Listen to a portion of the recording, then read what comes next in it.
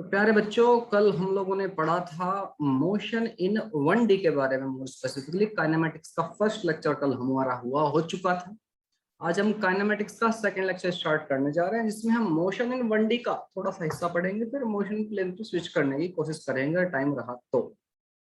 ठीक है, okay sir ji. तो बेटा मोशन इन 1D में अब हम लोग पढ़ने जा रहे हैं मोशन अंडर ग्रेविटी। इस चीज को थोड़ा सा समझते हैं प्रैक्टिकली क्या हो रहा है। मैंने कल कुछ कुछ चीजें इंपॉर्टेंट चीजें बताई थी, आप उन चीजों को ध्यान में रखेंगे कि हमारी मोशन की जो तीन इक्वेशन है वो तीनों की तीनों केवल और केवल एप्लीकेबल कब हैं, जब आपका एक्सेलरेशन कांस्टेंट है, एक्सेलरेशन यूनिफॉर्म। अगर एक्सेलरेशन आपका बदल रहा है, एक्सेलरेशन बदल सकता है with respect to time, with respect to distance और व्हाटएवर, अगर एक्सेलरेशन बदल रहा है तो उस केस में बेटा आपकी इक्वेशन जो है वैलिड नहीं है।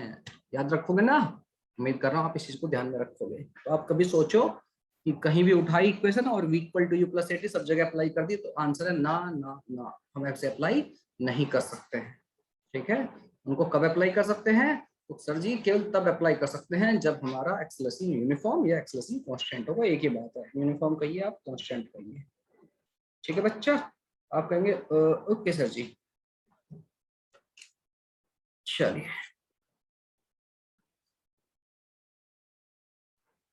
मोशन इन 1D का एक क्वेश्चन हम ले लेते हैं, जिसमें बच्चों को थोड़ा कंफ्यूजन रहता है, और आपका ये क्वेश्चन अभी नहीं आगे टाइम में भी आपका हेल्प करेगा। ठीक है, आगे आने वाले टाइम में, मतलब आगे आने वाले टाइम में कहीं ना कहीं आपको इस तरह क्वेश्चन देखने को मिल जाएंगे, वो चाहे आपके ग्रेजुएशन मिले, आफ्टर ग्रेजुएशन मिले, कहीं भी मिल जाएंगे। ओके, देखो क्वेश्चन क्या कह रहा है। Chintu goes to school from home with speed of 40 kilometre per hour and return with the speed of 30 kilometre hour with the same route. जिस रूट से गया था उसी रूट से वो वापस आ गया। चिंटू का घर था, ये चिंटू का स्कूल था, यहाँ से यहाँ तक गए, ए से बी तक, बी मान लेते हैं स्कूल को, 40 किलोमीटर पर आगे स्पीड से वापस आए 30 किलोमीटर पर आगे स्पीड से। ओके, हमसे कहा गया कि find the average speed for the whole journey, पूरी जर्नी के लिए आपको एवरेज स्पीड बतानी है।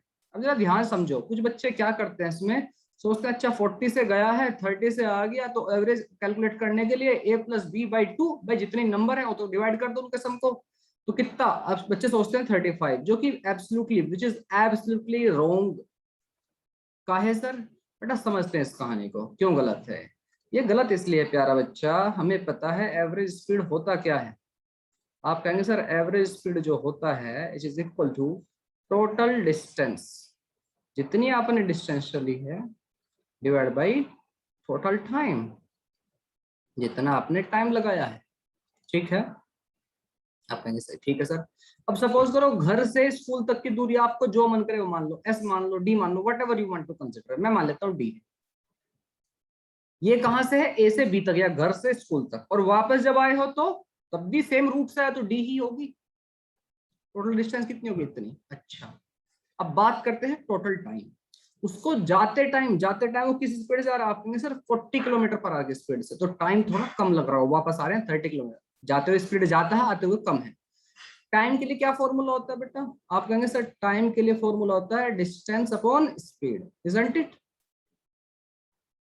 सपोज करो जाते हुए टाइम आपका t1 लगा, आते हुए टाइम t2 लगा, तो टोटल टाइम ये हो गया। आप कहेंगे बिल्कुल सर, तो d प्लस डी 2d हो जाएगा ऊपर, तो आप कहेंगे बिल्कुल सर जी। नीचे t1 जाते हुए वक्त कितना लग रहा हो, घर से जब बच्चा स्कूल गया 40 की स्पीड से, तो टाइम कितना लगा? आप कहेंगे सर जितनी डिस्टेंस है, डिस्टेंस कितनी है d डिवाइड बाय उसकी वेलोसिटी कितनी थी 40। एग्री कि नहीं? आप कहेंगे पूरी तरह एग्री सर। चलिए, प्लस आते टाइम डिस्टेंस तो वही, स्पीड कितनी थी 30।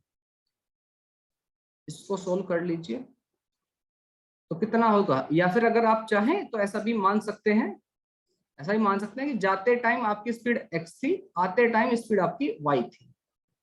बाद में x और y की वैल्यू प्लेस रख कर लेंगे। ठीक है, जहां पर x क्या है, जाते हुए स्पीड, जाते हुए लम्ब हो, वो उसका कोई मतलब नहीं इस गाने का इससे। ठीक है, ओके, जाते हुए स्पीड x मान लेता हूं फिलहाल में, y आपकी आते हुए स्पीड। ठीक है बेटा जी, आप कहेंगे ओके सर जी। तो बेटा जी 2d, इसका यहाँ से नीचे से कॉमन ले लो, डी एलसीएम लोगे तो नीचे x इंटू वाई हो जाएगा, ऊपर x प्लस वाई हो जाएगा। ये सब आपको आता होगा। इस डी से डी को कट्टा पुट्टा कर दो तो कितना हो जाएगा? आप कहेंगे सर एक्स वाई ऊपर जाकर मल्टीप्लाई होगा तो 2xy upon x plus Y. इसी बात को आपको ध्यान में रखना है अगर आपको इस तरह के क्वेश्चन आते हैं। ठीक है बेटा जी, अगर आपको इस तरह क्वेश्चन आते हैं कि डिस्टेंस दोनों केस में सेम है, ठीक है, लेकिन स्पीड बदल रही है, तो उस केस में एवरेज स्पीड अगर आपसे पूछी जाती है तो क्या करो, 2xy 2 इंटू दोनों वेलोसिटीज की मल्टीप्लिकेशन या स्पीड की multiply divide by sum of speeds. ये एक फंडा है, शॉर्टकट आप इसे याद रख सकते हो। फिलहाल मैं इसका सही आंसर बताता हूँ। जाते हुए कितनी थी आपकी 40, आते हुए कितनी थी सर 30 डिवाइड बाई 40 प्लस 30। ठीक है, आप कहेंगे ओके सर, तो 2 into 40 into 30 divide by 40 plus 30 कितना हो गया सर, आप कहेंगे सर 70। एक जीरो से एक जीरो कट्टम पुट्टा कर दीजिए, 3 दूनी 6 चौक 24, 240 बटे 7, जो कि आएगा 7 के 21, बचेंगे 3, 7 चौक 28 और बचेंगे 200 लगभग 34.2 अप्रोक्सीमेट। ठीक है बेटा, तो मेरे ख्याल से बात आपको समझ में आ गया। ये आपकी एवरेज आपकी स्पीड है, ना कि 35। प्लीज इसमें कंफ्यूज ना हो, इसके लिए शॉर्टकट आप ध्यान में रख सकते हैं। अगर इस तरह की कहानी ये, लेकिन सब जगह एप्लीकेबल नहीं है, प्लीज ध्यान से समझिए। शॉर्टकट जो है, शॉर्टकट कहें इसको या फंडा कहें, हम फंडा बोल देते हैं, फंडा है लेकिन अच्छा है सर, फंडा मास्टर जी का डंडा। सुनो, तो फंडा ऐसा है कुछ जो अगर आपकी दोनों केसेस में डिस्टेंस सेम है और वेलोसिटी अलग होती है और आपसे एवरेज पूछ ले जाता है, ये कब एप्लीकेबल है, जब आपकी डिस्टेंसेस सेम हो। प्लीज अगर आपसे कह दे कि दोनों में सेम टाइम में चल रहा है, ऐसा कुछ कर दे, टाइम अगर सेम होगा तब एप्लीकेबल नहीं है। Please remember this, if distance are equal in two cases, in both cases, दोनों केसेस में आपके अगर डिस्टेंस इक्वल है तो तब आप ऐसा कह सकते हो 2xy upon x plus Y, याद रख लो। कुछ बुक्स में ऐसा दे रखा है 2v1 v2 अपॉन v1 प्लस v2, जो आपको ध्यान में जाए आप ऐसे रख सकते हो। वेलोसिटी v1 एक साइड की, ये दूसरे की, v1 प्लस v2, velocity speed what ever you call it. ठीक है बेटा जी, इस केस में bye the way average velocity तो जीरो होगी, मैं एक बात बता रहा हूँ। ठीक है, आप अगर इसमें इस केस में एवरेज वेलोसिटी की बात करें तो बेटा जहां से इंसान चला था, घर से ही चला था, घर पर ही वापस आ गया, तो एवरेज वेलोसिटी तो जीरो हो जाने वाली। ठीक है, तो 2v1 अगर स्ट्रेट लाइन में चल रहे हैं, तो सीधी लाइन में चल रहे हैं, तो v1 और स्पीड आपकी वेलोसिटी और स्पीड सेम हो जाती है। इतनी अंडरस्टैंडिंग आप सबको है। ये फंडा आप इस्तेमाल कर सकते हैं अगर आपकी डिस्टेंसेस सेम है तो। चलिए बढ़ते हैं आगे की तरफ। चलिए बेटा अब बात करते हैं, देखिए एक और मोशन की बात करते हैं, मोशन अंडर ग्रेविटी। क्या मतलब सर इसका, क्या मतलब है सर इसका? अरे कुछ नहीं, बड़ा हल्का सा मतलब है। मोशन अंडर ग्रेविटी का क्या मतलब है, एक बात समझते हैं। देखिए बालक, हम किसी भी ऑब्जेक्ट को उछालते हैं ऊपर इधर उधर कहीं भी, तो वापस आकर धरती पर ही गिरते हैं, इजंट इट? आप कहेंगे बिल्कुल सर, लेकिन सर इसमें आप रेक्टिलिनियर मोशन की बात कर रहे हैं। हाँ, मोशन इन 1D की ही फिलहाल मैं बात कर रहा हूँ। अगर आपने किसी ऑब्जेक्ट को बिल्कुल सीधा ऊपर उछाला तो बिल्कुल सीधा ही एज इट इज नीचे आ जाएगा। अगर इस बात से आप कहेंगे थोड़ा थोड़ा एग्री है सर, थोड़ा थोड़ा नहीं, पूरी तरह एग्री हैं आप लोग। ठीक है, आपने किसी बॉल को ऊपर उछाला तो बॉल एज इट इज वैसे ही मोशन में आ जाएगी।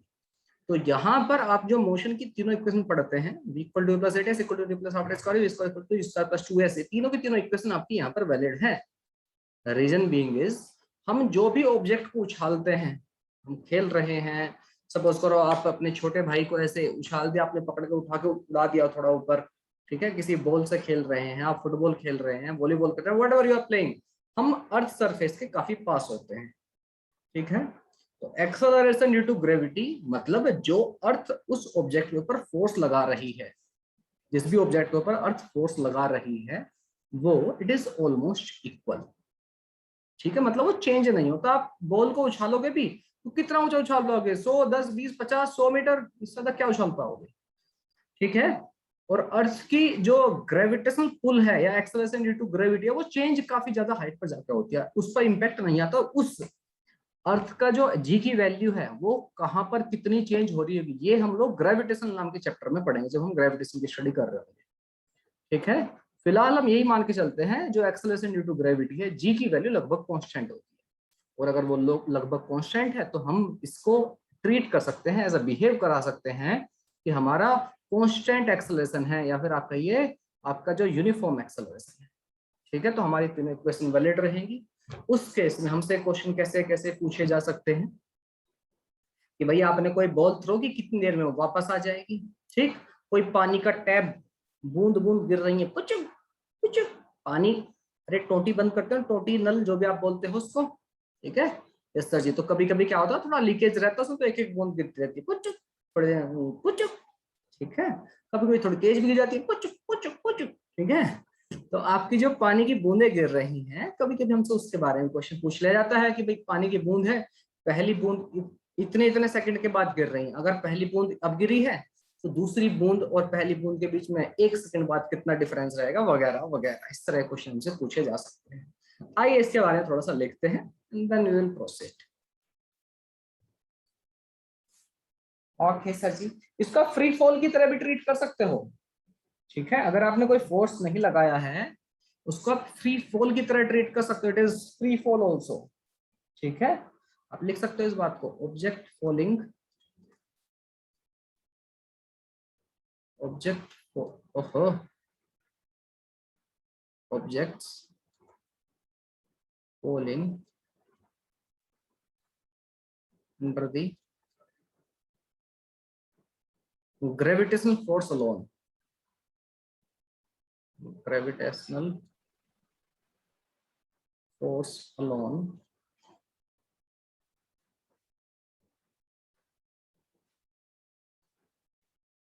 are called freely falling object। आप इसको बोल सकते हो freely falling objects, and the fall is free fall। अगर आप बाहर से कोई फोर्स नहीं लगा रहे हैं, the fall is free fall, उसको आप फ्री फॉल की तरह बिहेव करा सकते हैं, ठीक है बेटा जी। आप कहेंगे ओके सर जी। अब जरा इक्वेशन में मोशन पर आ जाते हैं, क्या कह रहे हैं। अब सुनिए बेटा, बच्चे दो तरीके से इन क्वेश्चंस को टैकल करते हैं। बच्चे जो हैं आपके दो तरीके से इन क्वेश्चंस को टैकल करते हैं। अब मैं इन सब जो दो तरीके हैं उनको, आप जो भी आपका तरीका है, अब सुन लीजिए जो मैं आपको बता रहा हूं। मैं आपको इसके लिए भी एक बढ़िया सा फंडा बता रहा हूँ, ठीक है। एग्जाम्पल के तौर पर पहले मैं आपको थोड़ी सी बातें बता देता हूँ। सपोज करो आपने किसी बॉल को थ्रो किया यहाँ से, ठीक है, यहाँ से बॉल को थ्रो किया, यहाँ से मतलब एक बिल्डिंग के ऊपर खड़े हुए हो आप, आपने बॉल को एग्जैक्टली ऊपर थ्रो कर दिया। थोड़ी बिल्डिंग को अंदर कर देता हूँ मैं, ये लो बिल्डिंग की छत पर खड़े हुए हो आप, एक 10-12 आपकी जो माले वाली बिल्डिंग है, आपने बॉल को थ्रो किया, बॉल ऊपर गई कुछ और यहाँ पर आके हिट स्ट्राइक कर गई। आपसे क्वेश्चन इस तरह के पूछे जा सकते हैं कि जब ये स्ट्राइक कर रही है तो इस टाइम पर वेलोसिटी कितनी होगी स्ट्राइक करते टाइम, इसको टाइम कितना लगेगा, कितनी देर में स्ट्राइक करेगी, अगर आपको इनिशियल वेलोसिटी गिवन थी तो, और बिल्डिंग की हाइट गिवन थी, सपोज करो h हाइट थी। तो देखिए बच्चों, किस किस तरह से बच्चे अप्रोच करते हैं, पहले तो वो बात समझ लेते हैं, और जो मैं बताऊंगा आपको उसको समझ लेना, दोनों चीजों को देख लेना, ठीक है। चीजें बड़ी आसान हो जाएंगी जब मैं जो आपको मैं फंडा बताऊंगा उसको अप्लाई करना, आपके लिए चीजें बड़ी ही आसान हो जाएंगी।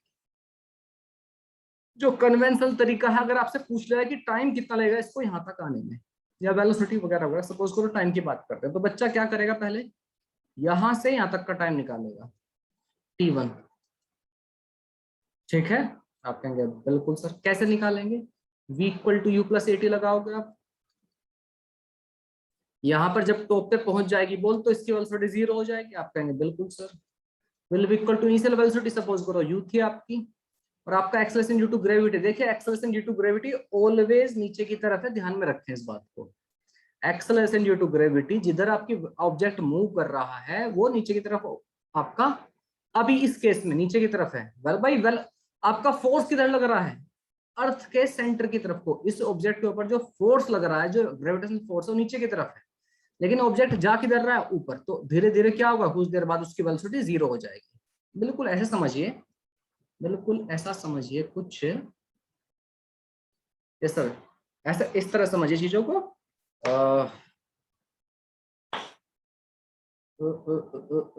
हाँ ऐसे समझ सकते हैं, कोई रबड़ बैंड टाइप है, तो हमने रबड़ बैंड, ठीक है, ओके सर, रबड़ बैंड यहाँ पर बांध दिया पीछे, और यहाँ से आप भागते हुए, छोटा भाई आपका भागता रहा, रुका नहीं और आगे तक गया, फिर वापस आएगा, समझ रहे हो। वापस आने का मत सोचिए आप, रबड़ बैंड, अरे रबड़ बैंड को ऐसे बांध लिया और कोई ऑब्जेक्ट आपका ऐसे उछलता गया, कुछ क्यों, इसी तरह होती है चीजें।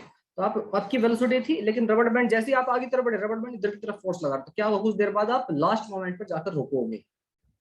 Getting a point? आप कहेंगे ओ, तो फोर्स किधर लगा, रबड़ बैंड इधर, एक्सेलरेशन किस तरफ, रबड़ बैंड की वजह से इधर की तरफ। Getting my point? समझ में आई थोड़ी सी बात? मेरे ख्याल थोड़ी सी बात समझ में आ गई है।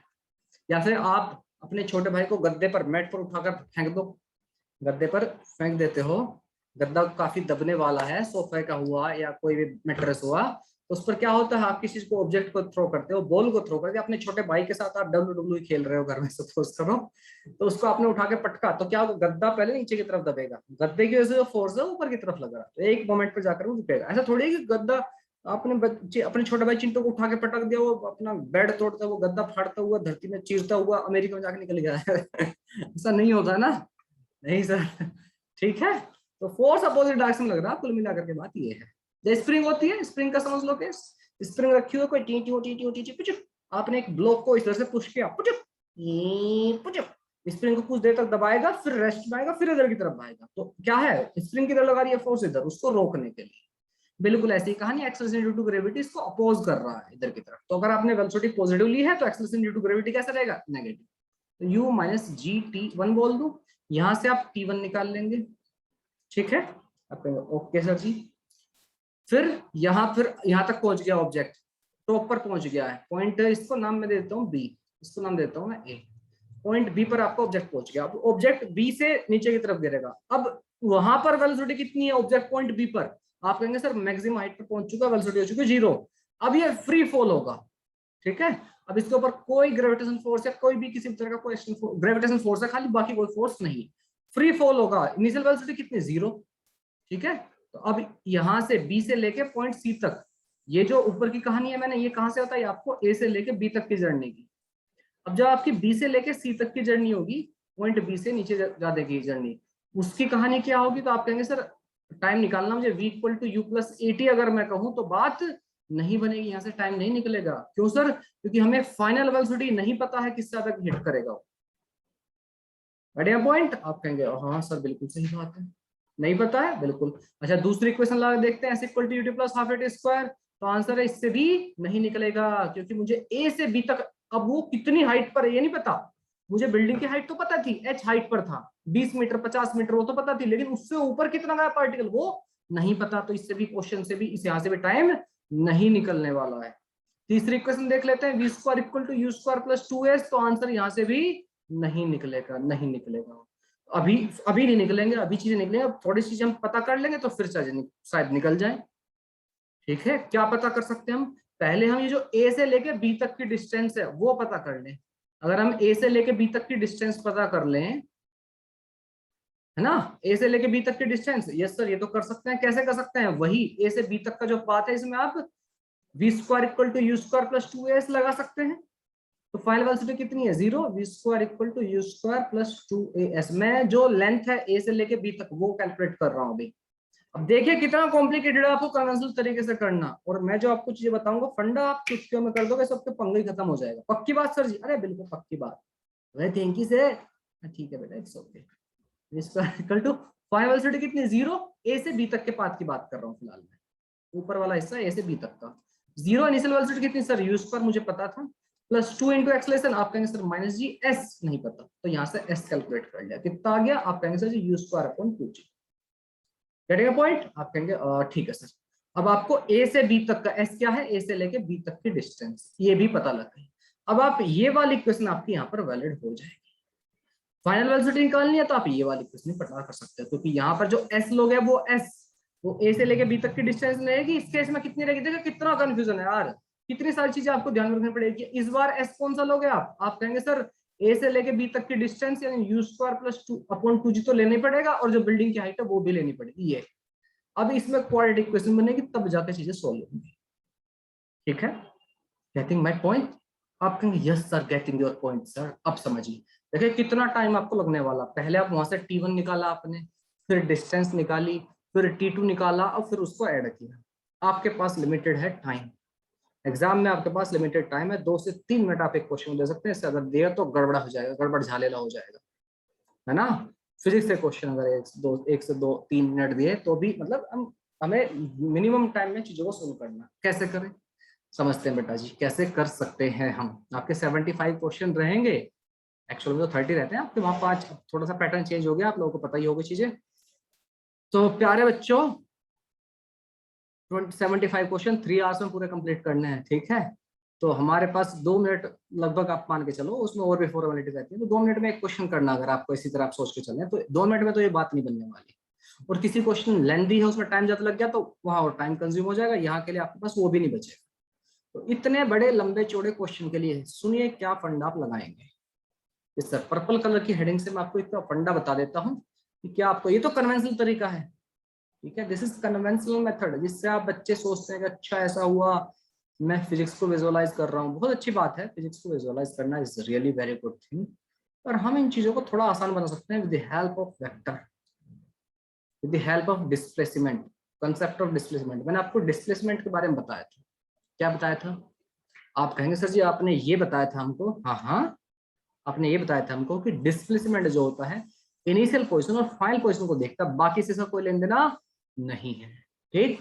हाँ ठीक है सर। अच्छा सर आप कुछ फंडा बताने वाले थे, हाँ अब फंडा सुनो बेटा, फंडा क्या है जो आप लगा सकते हो। 2-3 चीजें ध्यान में रखना, और सारे क्वेश्चन, किसी क्वेश्चन में गड़बड़ बिल्कुल नहीं होगी, बिल्कुल भी सर, बिल्कुल पक्की बात, अरे बिल्कुल पक्की बात, भरोसा कर लें, अरे कर लो चिंटू यार, भरोसा हम पे भी नहीं करोगे तो बेटा किस पर करोगे, हाँ ठीक है। सुनिए तो वाला क्या ध्यान में रखना है, इस चीज को समझना आपको। आप कहां से घूमता हुआ आया, पार्टिकल बी पे गया, सी पे गया, डी पे गया, कहां पे गया, और आपको फाइनली कहां पर है, इनिशियल पोजीशन कहां है, ए पर, फाइनल पोजीशन कहां है, सी पर, ठीक। अब आपको पहले तो चूज करना है कि आप कहां से चीजों को देख रहे हो, आप कहां पर बैठे हो, आपने बॉल कहां से थ्रो किया, आपने सर ए से, ठीक है, ओके। जिस पोजीशन से, जिस रेफरेंस से आप चीजों को देख रहे हो, वहां से ऊपर की तरफ, चाहे वो डिस्प्लेसमेंट हो चाहे वो वेलोसिटी हो, अगर आपसे ऊपर की तरफ है, ठीक है, ऊपर की तरफ है, ऊपर वाली चीजों को पॉजिटिव लो, ठीक है, ऊपर की तरफ वाली चीजों को क्या लो, पॉजिटिव लो। मतलब सर अगर आपने बॉल को ऊपर फेंका था तो इनिशियल वेलोसिटी क्या लोगे, पॉजिटिव, मेरे पॉइंट, ऐसा, हाँ समझ में आई। अगर आप देखना चाहते हैं पॉइंट बी पर कितनी देर में पहुंचेगा, तो ए से बी तक की डिस्टेंस को कैसा लोगे, पॉजिटिव, ऊपर की तरफ की चीजों को पॉजिटिव लो, और कहां से, रेफरेंस पॉइंट से, ठीक है। और नीचे की तरफ वाली चीजों को, नीचे की तरफ मतलब रेफरेंस पॉइंट से, with respect to reference point है बेटा ये, जहां से आपने बॉल को थ्रो किया है, जहां से आप चीजों को ऑब्जर्व कर रहे हो, सीधी बात ये है, नीचे की तरफ की चीजों को नेगेटिव लो, बस इतना सा फंडा। और acceleration due to gravity always, always negative, ठीक है, acceleration due to gravity, acceleration due to gravity, क्योंकि सदाई वो नीचे की तरफ ही रहती है, ठीक है, due to gravity always minus g लेंगे, मतलब नीचे की तरफ है, ठीक है। इतनी सी बात विद रिस्पेक्ट टू रेफरेंस, ठीक है, रेफरेंस की कहानी है, रेफरेंस, आई रिपीट रेफरेंस। अगर आप, मैं केवल आपसे ए से बी तक के बारे में बात कर रहा होता, तो अगर आपसे पूछ लेता कि बेटा आपको डिस्प्लेसमेंट बताना है ए से लेके बी तक का, तो वो जो डिस्प्लेसमेंट आप लोगे उसको पॉजिटिव लोगे। लेकिन अगर मैं ए से सी तक के डिस्प्लेसमेंट को इस्तेमाल कर रहा हूँ या टाइम को इस्तेमाल कर रहा हूँ, टाइम तो नेगेटिव होता नहीं, टाइम तो पॉजिटिव रहेगा, लेकिन अगर मैं पोजीशन ए से सी तक जा रहा हूँ, मैं सी नीचे वाला पॉइंट सबसे, तो मेरे रेस्पेक्ट में जहां से मैंने चीजों को देखा था वो नीचे है, तो अब जो डिस्प्लेसमेंट होगा ना तो क्या होगा, नेगेटिव होगा। ऐसा, हाँ, अगर आपने बॉल नीचे की तरफ थ्रो की है तो वेलोसिटी कैसे लोगे, नेगेटिव। बस इतनी सी चीज याद रखो, क्वेश्चन चुटकियों में हो जाएगा। जो क्वेश्चन ऊपर वाला टाइम निकालने का इतना डिफिकल्ट लग रहा था, आप कहेंगे यस सर लग रहा था, भाई अगर हमसे पूछ लिया होता इसमें कि आपको टाइम कैलकुलेट करना है, आपका कहां से, बिल्डिंग से आपने बॉल को थ्रो किया सी तक पहुंचने में, तो कुछ नहीं लगाना, इतना अड़गम सड़गम कुछ नहीं करना, ए से बी, बी से सी है, कुछ जरूरत नहीं, क्या करें सर, सीधा ये देखो कि इनिशियल पोजीशन कहाँ थी आपके, सर जी ए पर, यही थी, यहाँ पर यस सर, फाइल कहाँ है, यहाँ पर, डिस्प्लेसमेंट कितना आपको सर, एच एच, तो मुझे डिस्प्लेसमेंट पता है, डिस्प्लेसमेंट कितना, एच, प्लस एच लोगे माइनस एच, सर जहां मैं था उससे नीचे है, माइनस एच, क्या बात है, ठीक है, एच पता लग गया मुझे। Acceleration due to gravity, sir ji minus g लूंगा, सदा ही माइनस जी लेंगे। क्या फाइंड करना है मुझे, आप सर टाइम, टाइम, ठीक है, कौन सी इक्वेशन में लूं इन तीनों में से, आप कहेंगे सर एस दे रखा है, मैं एक्सेलरेशन दे रखा है, s equal to ut plus half at square, इस्तेमाल कर लो, s equal to ut plus half at. हाँ इनिशियल वेलोसिटी की बात करूं, इनिशियल वेलोसिटी कितनी, यू, यू किधर फेंका था ऑब्जेक्ट, सर जी ऊपर की तरफ, तो कैसे लोगे, sir ji positive, positive u लूंगा सर, समझ में आ गई? s equal to ut plus half a t square आप इस्तेमाल कीजिए। आपके पास u भी है, आपके पास a भी है, s भी है, कैलकुलेशन हो जाएगी। आपको उस सब लफड़े में पढ़ने की जरूरत नहीं, आपकी दो बड़ी बड़ी इक्वेशन मैंने बचा ली है वहां सर, बचा लिया कि नहीं? आप कहेंगे यस सर, तो s इक्वल टू कितना माइनस एच। इनिशियल वेलोसिटी कैसी थी? Positive negative sir ji? Positive. Time कैसा होता है सर जी? पॉजिटिव ही होता है सर, ठीक है। प्लस यहाँ पर एक्सेलरेशन ड्यू टू ग्रेविटी कैसा आएगा? नेगेटिव, तो इस वजह से प्लस माइनस माइनस हो जाएगा, तो g अपॉन 2 टी। इसको सोल्व कर लें क्वाड्रेटिक को, सीधी बात, नो बकवास। वाह सर वाह, ठीक है। आपको उस सब फंडे में पढ़ने की जरूरत नहीं, कहां से गए, कैसे हुआ, कब आए थे, no need to go into this, ठीक है प्यारा बच्चा। इस छोटे से फंडे को ध्यान में रखिए और सारे आपके क्वेश्चन आप धज्जियां उड़ा दो क्वेश्चन के। पक्की बात मास्टर जी? अरे बिल्कुल पक्की बात यार। सर जी एक दो क्वेश्चन करा देते ना आप तो दिल मतलब बहुत खुश हो जाता। सर जी अरे तो क्वेश्चन करा दें, काहे परेशान हो चिंटू, इसको लिख लो फिर बढ़ते हैं हमारे। जितने बच्चों को समझ में आ गया एक बार हैंड रेज करके हमें बता दो कि हाँ मास्टर जी बात समझ में आ गई है, क्या लगा? एक क्वेश्चन देख लेते हैं बालक। देखिए अगर आप इसको क्वेश्चन को कह रहा है ball is thrown upward from the top of a tower 40 metre high with velocity of 10 metre per second, find the time when it strike the ground. अगर आप इसको कन्वेंशनल तरीके से करते हो अच्छा खासा टाइम लगता है, हम अपने फंडे से करेंगे। और फंडा क्या कहता है भाई? आप टावर के ऊपर खड़े थे, आपने कितना 40 मीटर का ऊंचा टावर था आपका, 40 मीटर, ठीक है। यहाँ से बॉल को ऊपर की तरफ थ्रो किया है, थ्रोन अपवर्ड। तो आपकी जो वेलोसिटी है with velocity of 10 metre per second, तो वेलोसिटी कैसी लोगे? वेलोसिटी इनिशियल वेलोसिटी कैसे लोगे? Positive negative? आप कहेंगे सर ऊपर की तरफ फेंकिया ना, हाँ तो कितनी? पॉजिटिव, प्लस का 10, ठीक ओके। अब बढ़ते हैं, at the end find the time when the it strike the ground. Ground को जब स्ट्राइक करेगी तो बॉल ऊपर जाएगी, नीचे आके स्ट्राइक करेगी। तो अब देखते हैं डिस्प्लेसमेंट। भाई इनिशियली बॉल कहां पर थी? यहाँ पर, यहाँ पर मतलब पॉइंट ए पर। सबसे बाद में कहा जा रही है? पॉइंट बी पर मान लेते हैं इसको। तो ए और बी, एक बी जो है नीचे की तरफ है, तो डिस्प्लेसमेंट 40 लोगे -40। आप कहेंगे सर जी -40 नीचे की तरफ है सर डिस्प्लेसमेंट। डिस्प्लेसमेंट होगा अगर ऊपर की तरफ तो पॉजिटिव लेते, ठीक है।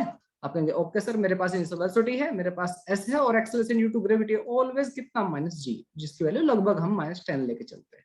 इसने कहा भी g इक्वल टू 10 लेना है। जब तक आपको कहा ना जाए 9.8 वगैरह, तो आप कोशिश क्या करो 10 से ही रख के आप क्वेश्चन कर लिया करो। अगर किसी में बहुत ज्यादा वैल्यू जो है, बहुत ही प्रिसाइज वैल्यू है, पॉइंट में आ रही है, आपका 10 से और 9.8 से अलग अलग आंसर आ सकता है, तो उस केस में आप 9.8 ले, otherwise you can proceed with the 10, ठीक है।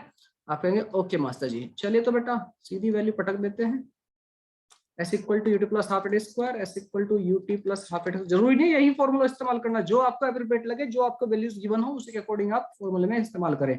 s कितना 40 की -40? आप कहेंगे सर जी -40। लेकिन आपको साइन का ध्यान रखना बेटा, साइन कन्वेंशन जो मैंने आपको बताया है वो बहुत ही इंपॉर्टेंट है। अगर हम +40 ले लोगे तो चीजें बदल जाएंगी। इनिशियल वेलोसिटी कितनी? प्लस का 10 t, प्लस की जगह माइनस ले लेता हूँ क्योंकि एक ही वैल्यू g होने वाली है, g मतलब -g, और वो 10/2 t स्क्वायर। ये कितना? 2 5 जो 5 से कैंसिल होगा, 5 दूनी 10 और 5 8 40। तो आपकी जो हमारी इक्वेशन बन जाएगी वो कितनी बन जाएगी? इसको इधर ले आता हूँ मैं, टी स्क्वायर को -2t -8 इक्वल टू 0, ठीक है बेटा जी, यही बन रही होगी मेरे ख्याल से। तो ऐसे दो नंबर जिनकी मल्टीप्लाई करके आपका 8 मिले और ऐड या सब्ट्रैक्ट करके आपको 2 मिले, तो कितना होगा? टी स्क्वायर -40 + 2t, आपको फैक्टराइज कर लेता हूँ मैं इसको, -8 इक्वल टू 0। तो यहाँ से t कॉमन लेते हैं, t -4, यहाँ से 2 कॉमन लेते हैं, t -4 will be equal to 0। We will get the time की दो वैल्यू मिल रही हैं, t इक्वल टू -2 और 4। आपको पता है टाइम नेगेटिव तो हो नहीं सकता है, ये तो होगा नहीं, तो t equal to 4 second is the correct answer, ठीक है बेटा जी। यस सर, अदरवाइज आप पहले इसको ऊपर तक का टाइम निकालते, फिर नीचे तक का टाइम, दुनिया भर के मतलब इसमें प्रॉब्लम होती, और तब आप जाके यहाँ पर इसको सोल्व कर पाते। क्लियर है प्यारे बच्चे? आप कहेंगे यस सर जी। चलिए अब थोड़ा सा जरा ग्राफ की तरफ देख लेते हैं, और किस तरह क्वेश्चन पूछ लिए जाते हैं जो कि अच्छा खासा कंफ्यूज कर देते हैं बच्चे को। जैसे आप लिफ्ट में हो, या फिर वो जो बलून होते हैं ना, जिसमें जो हॉट एयर से उड़ते हैं ऊपर की तरफ, देखे होंगे आपने बलून जो रहते हैं, उसमें लोग मूवीज वगैरह में अगर आपने देखे हो, तो गर्म एयर से ऊपर उठते रहते हैं, उसमें लोगों को घुमाते फिराते हैं, फिर नीचे ले आते हैं। सिस्टम रहता है, एयर जो रहती है वो गर्म कर देते हैं उसको, और वो बलून ऊपर की तरफ उड़ जाता है, उसमें लोग बग भी रहते हैं, ठीक है। हॉट बलून या क्या बोलते हैं, मुझे आइडिया नहीं है क्या बोलते हैं बलून को। तो क्वेश्चन किस तरह का दे देगा, आपके हाथ में कोई स्टोन है या कोई बॉल है और बलून किसी एक्सेलरेशन से ऊपर की तरफ उठ रहा है, कोई एक्सेलरेशन है, ठीक, और बॉल को आपने छोड़ दिया किसी मोमेंट पर, कुछ देर एक्सेलरेट होने के बाद, भाई आप बलून में हो, सपोज करो ये बलून मान लो, बलून का सरफेस है, ठीक है, और आप यहाँ पर बैठे हो और ये बलून किसी एक्सेलरेट हो रहा है ऊपर की तरफ 10 से 20 से किसी भी स्पीड से, एक्सेलरेशन से वो आपका एक्सेलरेट हो रहा है, आपने एक बॉल को छोड़ दिया, तो बॉल भी कुछ वेलोसिटी गेन कर चुकी, तो जिस मोमेंट पे इसलिए आपने इसको छोड़ा है, सपोज करो मैं मान लेता हूँ इसका एक्सेलरेशन, जिस एक्सेलरेशन से ऊपर की तरफ एक्सेलरेट हो रहा है वो ए है, ठीक है, और एक्सेलरेशन ड्यू टू ग्रेविटी आपका जी है, ठीक। तो क्वेश्चन मेरा ये है कि जिस मोमेंट पर आपने इस बलून में से स्टोन को छोड़ दिया, से बाहर छोड़ दिया, बाहर छोड़ दिया मतलब जस्ट बाहर अपने हाथ टांगा हुआ था, जैसे बस में आप हाथ बाहर कर लेते हो, ठीक है, उस बस उसमें से बलून में से हाथ बाहर करा था, पत्थर आपके हाथ, बताओ बलून तेजी से ऊपर की तरफ बढ़ रहा, आपने स्टोन छोड़ दिया, तो जिस मोमेंट पर आपने स्टोन को छोड़ा है, क्वेश्चन मेरा है उस मोमेंट पर, उसी जस्ट मोमेंट पर छोड़ने के जस्ट बाद, उस जो स्टोन है या बॉल है जो भी आपके हाथ में था, उसका एक्सेलरेशन कितना होगा, सोचिए और कमेंट कीजिए। मैं एक बार इसको ड्रॉ भी कर देता हूँ, जो मैं आपको क्वेश्चन थोड़ा सा और इजीली आप इसको समझ सको। क्वेश्चन मेरा ये है प्यारा बच्चा, आप कहें यस सर नहीं हूँ आपका प्यारा बच्चा, नहीं पापी तू नहीं है प्यारा बच्चा, कहे सर। देखो आप सपोज करो ऐसे बलून इस तरह का, मैं मान लेता हूँ ये आपका बॉक्स है, इसमें आप लोग बैठे हुए हो, यस सर मेरे को बनाओ सर प्यारा से, मेरे को, ये आप हो, ये आपका छोटा भाई चिंटू, ये भी यहीं पर है, सर छोटे भाई चिंटू को फेंक दो ना बाहर, नहीं बेटा, और आपने यहाँ पर हाथ बाहर निकाला हुआ और यहाँ पर आपके हाथ में बलून, वो है पत्थर या बॉल आप कह सकते हैं, ठीक है, ओके, और ये बलून आपका इस तरह से बना हुआ है, ऊपर ये बना रहता है ना इस तरह कुछ कुछ, यस सर, कुछ इस तरह, ठीक है, ओके सर समझ गए। तो यहाँ से गैस वगैरह निकलती रहती है, वो गर्मी, वो हॉट एयर की वजह से वो आपका हल्का हो जाती है, वो ऊपर उठाता रहता है, तो ये ऊपर की तरफ बलून आपका एक्सेलरेट हो रहा है ऊपर की तरफ, balloon is accelerating with the velocity of a, ठीक है, और एक्सेलरेशन ड्यू टू ग्रेविटी वही जी माना है मैंने, तो द मोमेंट जस्ट आफ्टर, जब आपने उसको रिलीज किया है, स्टोन को छोड़ दिया, उसके जस्ट उसी मोमेंट पर, छोड़ने के जस्ट मोमेंट पर, उस टाइम पर उसका एक्सेलरेशन कितना होगा, एक्सेलरेशन, नेट एक्सेलरेशन बलून कितना होगा, ये आपको बताना है, बताइए। ऑप्शन चाहिए तो ऑप्शन भी दे देता हूँ। फर्स्ट ऑप्शन है ए होगा, ऑप्शन बी है ए प्लस जी होगा, ऑप्शन सी है ए माइनस जी होगा, ऑप्शन डी है माइनस जी होगा, ठीक है, सोचिए और बताइए, ए बी सी डी, सोचो और बताओ। तो बेटा जी इसका जो सही आंसर होगा वो आंसर होगा डी फॉर दिल्ली। क्या बात कर रहे हो सर जी, हाँ जी। अब आप एक चीज समझिए बेटा, वो जो आपके हाथ में स्टोन है उसके ऊपर जो फोर्स लग रहा है उसकी वजह से एक्सेलरेशन है, आप कहेंगे बिल्कुल सर, तो वो एक्सेलरेशन कब तक लगा सकता है, जब तक बॉडी कांटेक्ट में है, हाँ कि ना, सोचो यार, आप किसी बलून आपको आपको उठा के लेके जा रहा होगा, कब तक उठा के ले जा, जब तक आप बलून के कांटेक्ट में हो, बलून की सरफेस से या किसी चीज से आप कांटेक्ट में हो। अगर आपको बाहर कर दूं, अलग कर दूं इस बलून से, आप अपने छोटे भाई को उठाइए, आपका छोटा भाई आपको उठा कर बाहर फेंक दे बलून से, तो आप मुझे बताइए क्या आपके ऊपर फोर्स लगाएगा बलून, आप कहेंगे नहीं सर। तो बेटा एक्सेलरेशन ऑफ बलून के तब तक है जब तक आपने उस बॉल को या उस स्टोन को पकड़ा हुआ है, जैसे उसने अपने पत्थर को उस बॉल को छोड़ा, इसके ऊपर बलून का फोर्स लगना खत्म, बलून का एक्सेलरेशन का कोई लेना देना नहीं है। हाँ बात तो सही है सर, तो बेटा केवल इसके ऊपर एक्सेलरेशन ड्यू टू ग्रेविटी लग रहा होगा, इसका जो एक्सेलरेशन होगा केवल वो एक्सेलरेशन ड्यू टू ग्रेविटी होगा, D for dialysis correct answer. हाँ एक बात है, इसका जो टाइम होगा जिसमें आके स्ट्राइक करेगा वो फर्क पड़ेगा उन चीजों पर, मतलब सर क्या ये फ्री फॉल के, अगर इसको मैं, ये बलून रुका हुआ होता, सपोज करो यहाँ से यहाँ तक बलून रुका हुआ है हवा में, आपने पत्थर छोड़ दिया और यहाँ पर आपको t1 टाइम लगा, और अगर बलून उड़ रहा होता तब भी t1 लगा, आंसर नहीं। काहे सर, क्योंकि एक्सेलरेशन जो ऊपर की तरफ लग रहा है उसकी वजह से इसने कुछ वेलोसिटी गेन कर ली, उस वेलोसिटी की वजह से अब पत्थर थोड़ा ऊपर जाएगा पहले, आपको तो देखने में नहीं लगेगा ये सब, आपको तो लगेगा नीचे जा रहा है, लेकिन जो कोई इंसान यहाँ पर खड़ा होगा उसके रेफरेंस में वो देखेगा अच्छा पत्थर आपका थोड़ा ऊपर जाएगा फिर ऐसे गिरेगा, तो टाइम इस बार थोड़ा ज्यादा लगेगा अगर आपने कुछ एक्सेलरेट होने के बाद पत्थर को थ्रो किया, मतलब रिलीज किया है तो। Getting point? I think you are getting my point. ठीक है बेटा जी, किसी को समझ ना आया तो आप सर मुझसे आपने हाँ पूछिए सर पूछिए। आपने एक्सेलरेशन तो सर ऑब्जेक्ट बलून का पूछा है ना सर? ओहो सॉरी सॉरी सॉरी, मुझे एक्सेलरेशन ऑफ बॉल बोलना था, एक्सेलरेशन ऑफ बॉल या फिर क्या बोलते हैं स्टोन, बॉल या स्टोन का पूछना था, सॉरी ये मुझसे मिस्टेक होगी, हाँ माफी चाहता हूँ। मैंने आपको बोला था, लिखने में गलती होगी, बोला तो मैंने वही था, है ना। तो जो आपकी बॉल है, जो आपका स्टोन है, उसका एक्सेलरेशन कितना होगा, केवल acceleration into gravity which is equal to -g रहेगा। अभी क्लियर है ना चीजें? दिस इज क्लियर बेटा? मेरे ख्याल से क्लियर है चीज, ये चीज आपको समझनी होगी बड़े अच्छे से, क्वेश्चन आते हैं इस तरह के, और मैं कराऊंगा भी, मैं कराऊंगा क्वेश्चन इस तरह के। ठीक है प्यारा, अच्छा आप कहेंगे ओके मास्टर जी। चलिए बेटा जी, अब जरा डिस्प्लेसमेंट टाइम ग्राफ को देख लेते हैं। डिस्प्ले, अगर कोई ऑब्जेक्ट आपका रेस्ट में है, ठीक है, तो तब क्या हो रहा होगा, और दूसरी कई सारी चीजें समझ लेते हैं। डिस्प्लेसमेंट, अगर आपका वाई एक्सिस पर आपका डिस्प्लेसमेंट और एक्स एक्सिस पर आपका टाइम है, तो आपका डिस्प्लेसमेंट टाइम ग्राफ जिस भी तरह का होगा, हमें पता है ds बाई dt क्या होता है, आपका रेट ऑफ चेंज ऑफ आपका डिस्प्लेसमेंट क्या होता है सर जी, वेलोसिटी। तो मतलब इसका क्या है, इस कर्व के ऊपर जहां भी आप लाइन ड्रॉ करोगे, एक टेंजेंट ड्रॉ करोगे, या फिर आपका ये इसका जो स्लोप होगा वो क्या बताएगा, उस मोमेंट पर हमें वेलोसिटी को बताएगा। ठीक है, ओके सर तो ये रहा slope of tangent drawn to the graph at any instant gives the instantaneous velocity at that point. ST graph can not make sharp turn, बताएंगे इससे क्या वजह है शार्प टर्न नहीं बनाते। शार्प टर्न इसलिए नहीं बनाते हैं बेटा, शार्प टर्न से मतलब ये है कि विद इन नो टाइम आपका डिस्प्लेसमेंट जो है वो बहुत तेजी से नहीं बदलेगा, तो वेलोसिटी इन्फिनिटी हो जाएगी।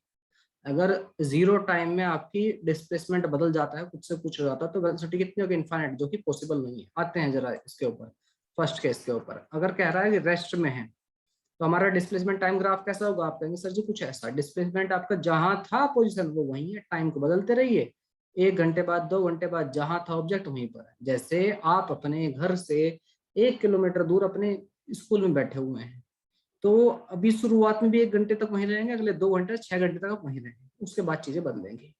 यूनिफॉर्म मोशन मतलब आपकी कांस्टेंट वेलोसिटी, आप ऐसा कह सकते हो। तो कांस्टेंट वेलोसिटी कब होगी, जब इसका स्लोप जो है हर जगह पर फिक्स रहेगा, ये थीटा।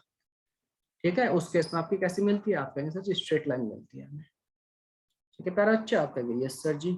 यूनिफॉर्मली एक्सेलरेटेड मोशन का क्या मतलब है, इसको आप ऐसे भी समझ सकते हैं, अगर आपका डिस्प्लेसमेंट कुछ ऐसा है, एस इक्वल टू के टी, टाइम पर डिपेंडेंट है, दिख रहा ना, जैसे जैसे टाइम बढ़ रहा है वैसे वैसे आपका डिस्प्लेसमेंट बढ़ रहा है, तो इसको डिफरेंशिएट करोगे ds बाई डी टी, तो आपका क्या जाएगा, कांस्टेंट आ जाएगा। वेलोसिटी की क्या मतलब आ गई, कांस्टेंट, कांस्टेंट मतलब यूनिफॉर्म वेलोसिटी। बड़े पॉइंट आप कहेंगे ओके सर।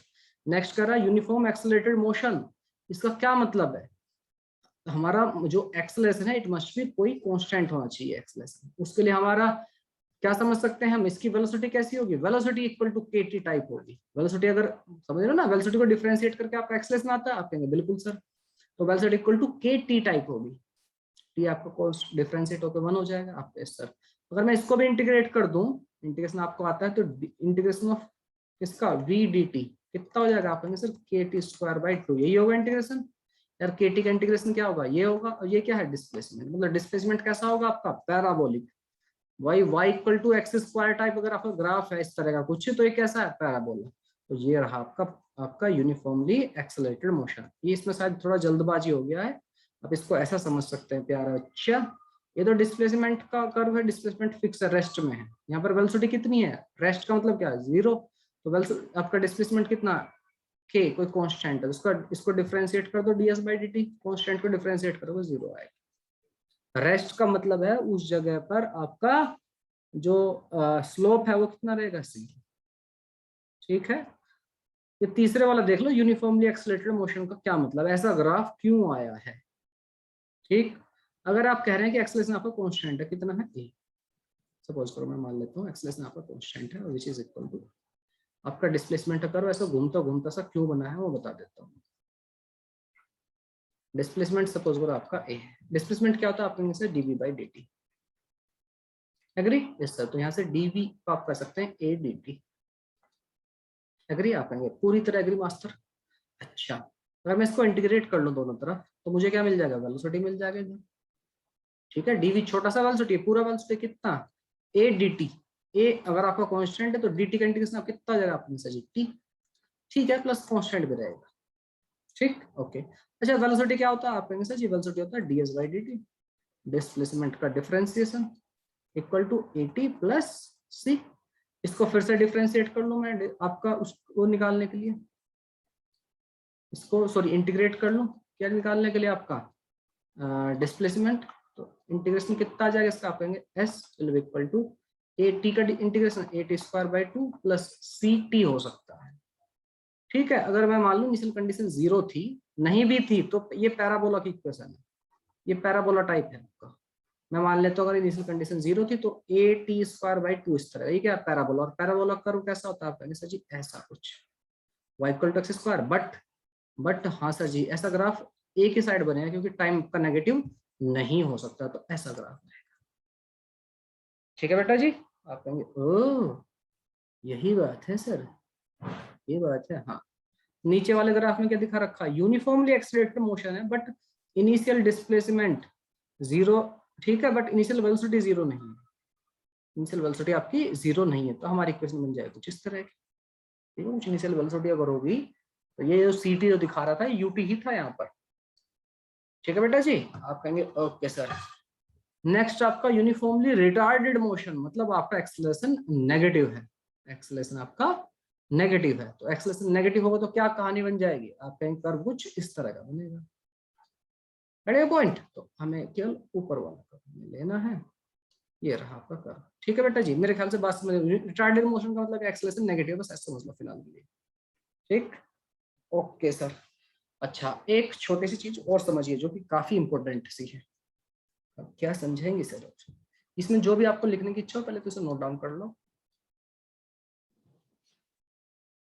हाँ जी, रिटार्डेड मोशन जो है, यूनिफॉर्मली रिटार्डेड मोशन का ऐसे मतलब समझे। मैं आपको एक चीज और बता देता हूँ, इसमें बच्चों को कंफ्यूजन रहता है कि यार रिटार्डेड मोशन जो है हमारा, उसका मतलब खाली एक्सेलरेशन नेगेटिव होना इज दिस सफिशिएंट कंडीशन?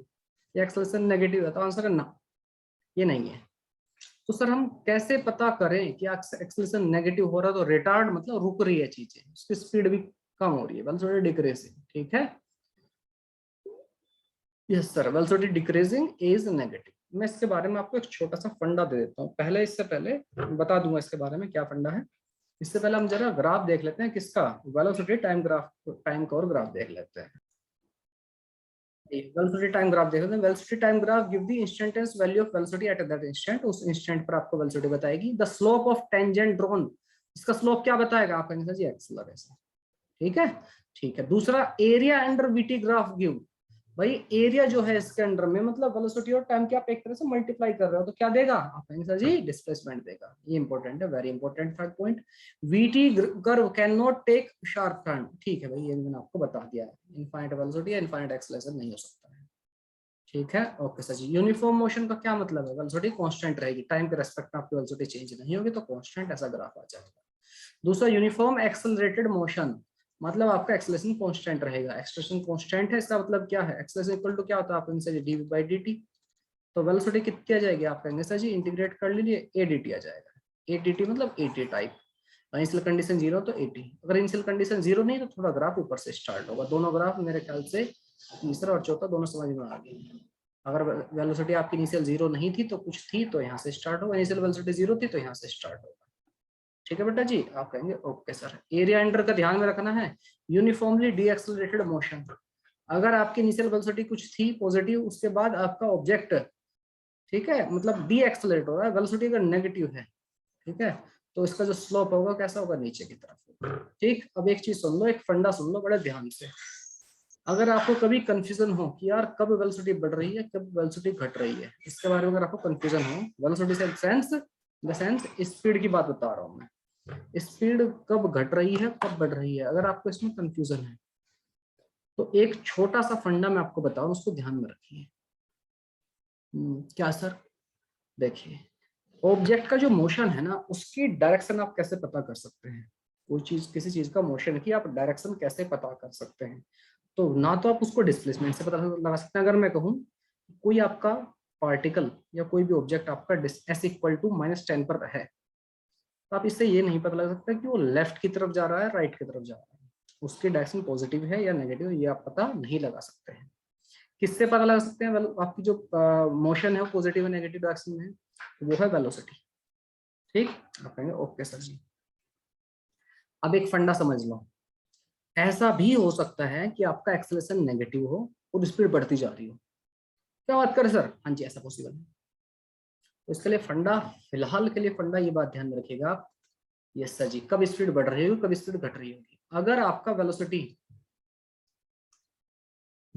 भी अगर आपकी पॉजिटिव है और आपका एक्सेलरेशन भी पॉजिटिव है, तो बेटा स्पीड आपकी बढ़ रही होगी। हाँ, ये तो सबको पता है हमें। आप बाइक का कान मरोड़ रहे हो, सीधे डायरेक्शन में चल रहे हो, ठीक है सर जी। अगर आपकी वेलोसिटी पॉजिटिव है बट एक्सेलरेशन नेगेटिव है, तब बेटा आपकी स्पीड, सर वेलोसिटी राइट की तरफ जा रही है, एक्सेलरेशन लेफ्ट की तरफ ले जाने की कोशिश कर रहा है, तो स्पीड घटेगी, ऑब्जेक्ट रुक भी सकता है। ठीक, ओके।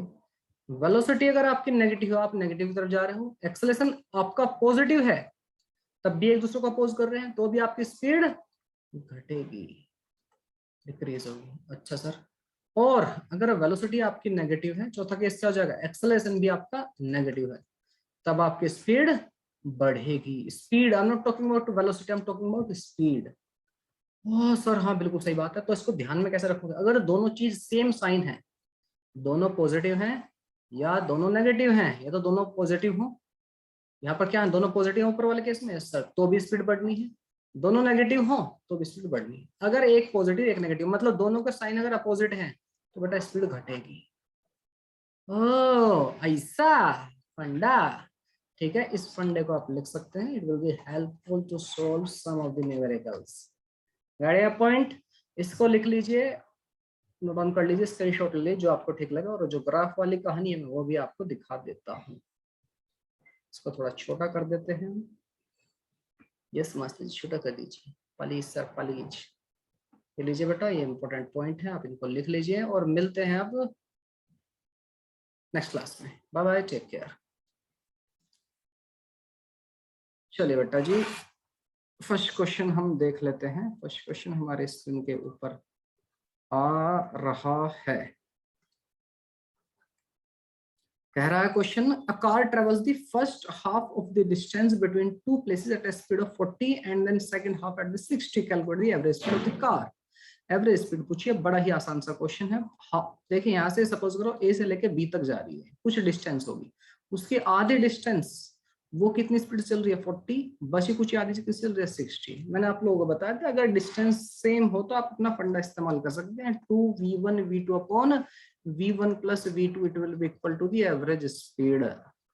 इस बाय द वे इस केस में आपकी एवरेज वेलोसिटी भी यही रहने वाली है, क्योंकि स्ट्रेट लाइन में मोशन है, कोई टर्न नहीं लिया गया है, वेलोसिटी बदली नहीं है, तो आप एवरेज वेलोसिटी भी यही होने वाली है। तो कितना हो जाएगा, 2 into 40 into 60 divide by 60 plus 40 which is come out to be 100। 40 plus 60 आपका, तो 2 इंटू 40 इंटू 60 डिवाइड बाई आपका कितना 100। तो 2 जीरो से 2 जीरो कट्टम पुट्टा कर दो, 4 से 24 दूनी 48 इज द करेक्ट आंसर। जिन लोगों को 50 लग रहा है दिमाग, उससे दुनिया से थोड़ी बाहर आ जाइए बेटा। ये एवरेज वेलोसिटी का आप चाहो तो उस दूसरे मेथड से, कन्वेंशनल मेथड से भी आप देख सकते हो। ठीक है जी, एवरेज स्पीड इक्वल टू क्या होगा, टोटल डिस्टेंस। तो टोटल डिस्टेंस यहाँ से यहाँ तक कितनी, सपोज करो डी मान लो, ठीक है okay sir, divide by total time. यहाँ तक की डिस्टेंस कितनी, डी बाई 2, ये वाली डिस्टेंस कितनी, डी बाई 2। तो प्यारा बच्चा, यहाँ तक की इस ये वाले टाइम कितना लगा हुआ इसमें, total time t1 plus t2। Okay बिल्कुल सर, तो टोटल डिस्टेंस d है। टाइम t1 कितना, कितने डिस्टेंस चलने के लिए, आधा distance, covers the half of the distance, आधी, यानी d बाई 2 को कितनी देर में ट्रेवल करेगा। आप कहेंगे सर जी v1 वेलोसिटी से, v1 वेलोसिटी कितनी, आप कहेंगे सर जी ये 40 है ना सर, 40। आप चाहो तो v1 ही लिख सकते हो इसको। बचे कुछ डिस्टेंस d बाई 2, इसको v2 लिख लो। यहाँ से d बाई 2 कॉमन ले लो, d से d कैंसल आउट हो जाएगा। 1/2 जब ऊपर जाएगा तो ऊपर चल जाएगा, 2v1 v2 अपॉन v1 प्लस v2, वही आंसर आएगा जो मैंने आपको सीधा यहाँ पर बता दिया है। ये कब लगाना है आपको, जब डिस्टेंसेस बराबर हो दोनों केस में। Is clear? I think it is clear. बढ़ते हैं नेक्स्ट क्वेश्चन की तरफ। बेटा जी क्वेश्चन कह रहा है a man walks on a straight road from his home. पहले डायग्राम बना लिया, उसका घर है, घर से चले भाई साहब मार्केट जो कि 2.5 किलोमीटर दूर है। ठीक है, ये आपकी मार्केट, H फॉर हाउस या होम, M फॉर मार्केट। ठीक है, with the speed of 5 kilometre per our, यहाँ से यहाँ तक 5 किलोमीटर पर आवर से गए। ठीक है, on reaching the market, market पहुंचने के तुरंत बाद ही वापस आ गए with the speed of 7.5 kilometre per our. ठीक है, ओके। और हमें बताना है एवरेज वेलोसिटी और एवरेज स्पीड बतानी है किस किस इंटरवल में, 0 से लेके 30 के इंटरवल में। ठीक है, इस इंटरवल आप कहेंगे ओके। तो बेटा देख लेते हैं 30 मिनट के बाद भाई साहब वो कहां पर होंगे। यहां से चले वो जैसे कितनी स्पीड से, आप कहेंगे सर 5 किलोमीटर पर आवर से। ठीक है, अब क्वेश्चन को देख के थोड़ा आइडिया लगाइए। ये 5 किलोमीटर पर आवर है, मतलब 1 घंटे में 5 किलोमीटर चलेंगे। तो 2.5 किलोमीटर कितनी देर में चलेंगे, आप कहेंगे सर आधा घंटा में। Isn't it as simple as that? आप कहेंगे यस सर, तो बिल्कुल सही बात है सर। अरे हाँ कि ना यार, टाइम इक्वल टू अगर 5 किलोमीटर पर आवर से चल रहे हैं तो 2.5 divide by 5 will come out to 1/2 hour, यानी कि आधा किलोमीटर, आधा घंटा। इसका मतलब कितनी मिनट है, आप कहेंगे इसका मतलब तो सर 30 मिनट ही तो होता है आधा घंटा के मतलब। Isn't it? 60 से मल्टीप्लाई कर दिया, ओके सर। तो मतलब एवरेज वेलोसिटी और स्पीड जो पूछी है 0 से लेके आपके 30 तक पूछा है, मतलब यहाँ से यहाँ तक जाने के लिए, H से M तक जाने के लिए। अरे वाह, फिर तो आसान हो गया। ठीक, कैसे कर सकते हैं, आप कहेंगे सर जी एवरेज वेलोसिटी क्या होता है, आप कहेंगे सर जी एवरेज वेलोसिटी होता है टोटल डिस्प्लेसमेंट। अगर वो सीधी रोड पर ही चल रहे हैं जनाब, तो डिस्प्लेसमेंट और डिस्टेंस दोनों बराबर हो जाएंगे। एग्री? आप कहेंगे बिल्कुल sir. Total displacement divide by total time, total time कितना लगा, आधा घंटा सर। डिस्प्लेसमेंट कितना है, आप कहेंगे sir 2.5 kilometre sir, centre divide by 1/2, ऊपर 2 भाग जाएगा, कितना हो जाएगा, आप कहेंगे सर जी 5 किलोमीटर पर। As simple as that. Average velocity ये है, अगर स्ट्रेट लाइन में है बेटा तो एवरेज स्पीड भी वही होनी है, क्योंकि distance is equal to displacement, average speed भी वही हो जानी है। Average speed is not going to change, तो ये भी आपका 5 किलोमीटर पर आवर ही हो जानी है। तो एवरेज वेलोसिटी मतलब पहले वाले हिस्से के, फर्स्ट पार्ट के मुझे दोनों आंसर मिल गए, एवरेज वेलोसिटी मिल गया है और आपका एवरेज स्पीड मिल गया है। एग्री हो? आप कहेंगे पूरी तरह एग्री है सर। ठीक है बेटा जी, चलिए अब बचे कुछ दूसरे 0 से 50 वाला और 0 से 40 वाला, इन दोनों को आप कीजिए। चलिए बेटा जी देखते हैं इसका सेकंड पार्ट हमारा 0 से 50। अब जरा पहले हम इसका आइडिया लगाते हैं भाई। 30 मिनट में तो भाई साहब घर से अपने कहां तक पहुंचे हैं, आप कहेंगे सर मार्केट तक पहुंचे हैं। अब 0 से लेके 50 मिनट तक की बात कर रहा है, तो भाई 0 से लेके 30 तक तो मार्केट पहुंच गए हैं। Yes sir. अगले जो 20 मिनट है उसमें वो कहाँ पहुंचेंगे वो देखते हैं, क्योंकि वो जो वापस जा रहे हैं वो किस स्पीड से जा रहे हैं, आप कहेंगे सर जी 7.5 की स्पीड से जा रहे हैं। They are going back with the speed of 7.5 kilometre per hour. तो देख लेते हैं भाई ये कितना, क्या ऐसा हो सकता है कि ये घर तक ही पहुंच गए हों, या ऐसा हो सकता है उसको भी क्रॉस कर दें। देख लेते हैं, 7.5 की स्पीड से चल रहे हैं और 20 मिनट चले। 20 मिनट का मतलब क्या है, कितने घंटे, आप कहेंगे 20/60 आवर। एग्री? आप कहेंगे बिल्कुल सही है सर। तो कितना हो जाएगा, 3 जा 3 से 2.5, बहुत ही बढ़िया। 2.5 किलोमीटर ही चलेंगे। मतलब सिचुएशन क्या हुई है सेकंड पार्ट में कि भाई साहब यहाँ से घर से आपके मार्केट चले गए और अगले 20 मिनट में वो वापस भी घर पर लौट कर आ चुके हैं, यहाँ पर आ चुके हैं। तो बहुत ही आसान होगी चीजें अब तो। यस सर जी आसान हो गई चीजें। एवरेज वेलोसिटी कितनी होगी इस केस में, आप कहेंगे सर जी एवरेज वेलोसिटी, हाँ पार्ट 2 की बात कर रहा हूं मैं, पार्ट 1 हमारा हो चुका है। तो एवरेज वेलोसिटी कितनी हो जाएगी, टोटल डिस्प्ले घर से चले थे घर पर आ गए, नेट डिस्प्ले में कितना 0। अब टाइम जितना भी लग रहा हो, कितना 50 मिनट लग रहा है, तो 50/60 कुछ भी लिखे आ दे रहा है, 50/60 आर लिखा मैंने, तो 0 ही आ जाएगी। Average velocity will be 0। Getting point? आप कहेंगे yes sir getting a point, so बहुत बढ़िया। अच्छा जी, इसका पार्ट ए का और ये पार्ट बी की अब जरा बात कर लेता हूं मैं। कह रहा है कि average speed of the man. अब देखिए स्पीड आपकी 0 नहीं होगी, ठीक है, स्पीड 0 क्योंकि ये है आपकी स्केलर क्वांटिटी। ये क्या बताता है, स्पीड क्या होता है, एक्चुअल डिस्टेंस। एक्चुअल डिस्टेंस, ठीक है बेटा जी, बिल्कुल सही बात है। तो एवरेज स्पीड कितनी हो जाएगी? आप कहेंगे सर जी टोटल डिस्टेंस सर, मैं कहूंगा बिल्कुल सही बात है। ये हो गया सर जी टोटल टाइम सर, बिल्कुल सही बात है, टोटल टाइम सर जी। तो टोटल डिस्टेंस कितने चले सर? 2-2.5 किलोमीटर गए भाई साहब यहाँ मार्केट तक, 2.5 किलोमीटर वापस आए सर। तो टोटल टाइम कितना लगा सर? जाने में 30 मिनट लगी थी और वापस आने में कितनी, जरूरत भी नहीं है इसको करने के लिए, सीधा 50 मिनट तक का है तो 50 मिनट है, घंटे में कन्वर्ट कर लेते हैं, 60 से डिवाइड कर लेते हैं। 2.5 हो जाएगा 5/50 और मल्टीप्लाई में 60। तो कट्टम कुट्टा 1 5 से 5 गया, तो 6 किलोमीटर पर आवर जो है उनकी एवरेज स्पीड है। क्लियर है बेटा जी? आप कहेंगे yes master ji, it is loud and clear. अच्छा, अब थर्ड पार्ट जो है ये थोड़ा सा आपको दिमाग को थोड़ा सा हिला सकता है, अगर मतलब ज्यादा भी नहीं, थोड़ा सा comparative comparison to other 2 parts. बाकी के जो 2 पार्ट्स थे उनके कंपैरिजन में थोड़ा सा हमें टाइम कंज्यूमिंग आप कह सकते हो, थोड़ा सा डिफिकल्टी है इसमें। अब कह रहा है पार्ट थर्ड की तरफ बढ़ते हैं। पार्ट थर्ड कह रहा है 0 से 40 मिनट तक अब इन चीजों को कैलकुलेट करना है। ठीक है बेटा जी, 40 मिनट तक, हाँ जी सर जी, ठीक है जी। आप कहेंगे ओके सर जी 40 मिनट तक कैसे करेंगे? बेटा कर लेंगे, भरोसा रखो आप अपने आप पर। सर मुझे अपने आप पर भरोसा है ना? यस सर जी। चलिए 0 से 40 थर्ड पार्ट देखते हैं, 0 to 40 मिनट। अब हमें पता है भाई जो चचा है हमारे मैन जिनका नाम का है, यस सर, उनकी 30 मिनट में तो वो घर से मार्केट तक गए थे, ठीक, यस सर, 30 मिनट लगा उनका यहाँ से यहाँ तक। लेकिन जब वापस आए, वापस आते टाइम क्या कहानी है? ये कितनी देर चले भाई? टोटल 40 मिनट में से 30 तो यहाँ पर खर्च होगी, बची 10 मिनट। 10 मिनट में कितने डिस्टेंस चल जाएंगे? तो आप कहेंगे sir ji distance equal to हमारा स्पीड इंटू टाइम। एग्री? आप कहेंगे यस सर। स्पीड कितनी है वापस आते टाइम? आप कहेंगे sir ji 7.5 kilometre per our. और टाइम कितना? 10 मिनट तो बचे नहीं भाई, टोटल 40 में से 30 मिनट तो जाने जाने में खर्च होगी, वापस कितनी देर तक चले सर जी? 10 मिनट।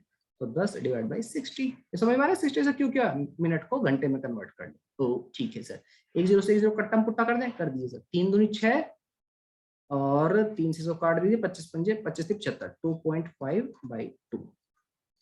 कितना आ जाएगा? अभी इसको यहीं छोड़ देते हैं, हमें ज्यादा कैलकुलेशन डिफिकल्ट नहीं बनानी है।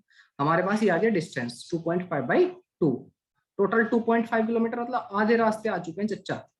ठीक है बेटा जी? आप कहेंगे सर आधे रास्ते तक चच्चा आ चुके हैं यहाँ तक, ठीक। आप कहेंगे बिल्कुल सर। हाँ, अब हमें कैलकुलेट क्या करना है? एवरेज वेलोसिटी की तरफ जाना, तो हमें डिस्प्लेसमेंट कैलकुलेट करना है। अब जरा डायग्राम में देखो बेटा, ये सर ये रहा डायग्राम। टोटल डिस्टेंस हमारा इस एच से लेके, हाउस से लेके, घर से लेके मार्केट तक का डिस्टेंस है 5 किलोमीटर, सॉरी 2.5। ये आधा रास्ता ट्रेवल कर चुके हैं, तो बची कुची ये डिस्टेंस कितनी होगी सर जी? ये भी आधी होगी, मतलब 2.5/2। तो डिस्प्लेसमेंट में कितना आ गया? डिस्प्लेसमेंट याद रहे, घर से ही देखना है, ठीक है? ओके सर जी, तो डिस्प्लेसमेंट कितना गया? 5, नॉट 5, 2.5 माइनस 2.5/2, मतलब कुल मिला के 2.5/2 ही आ गया।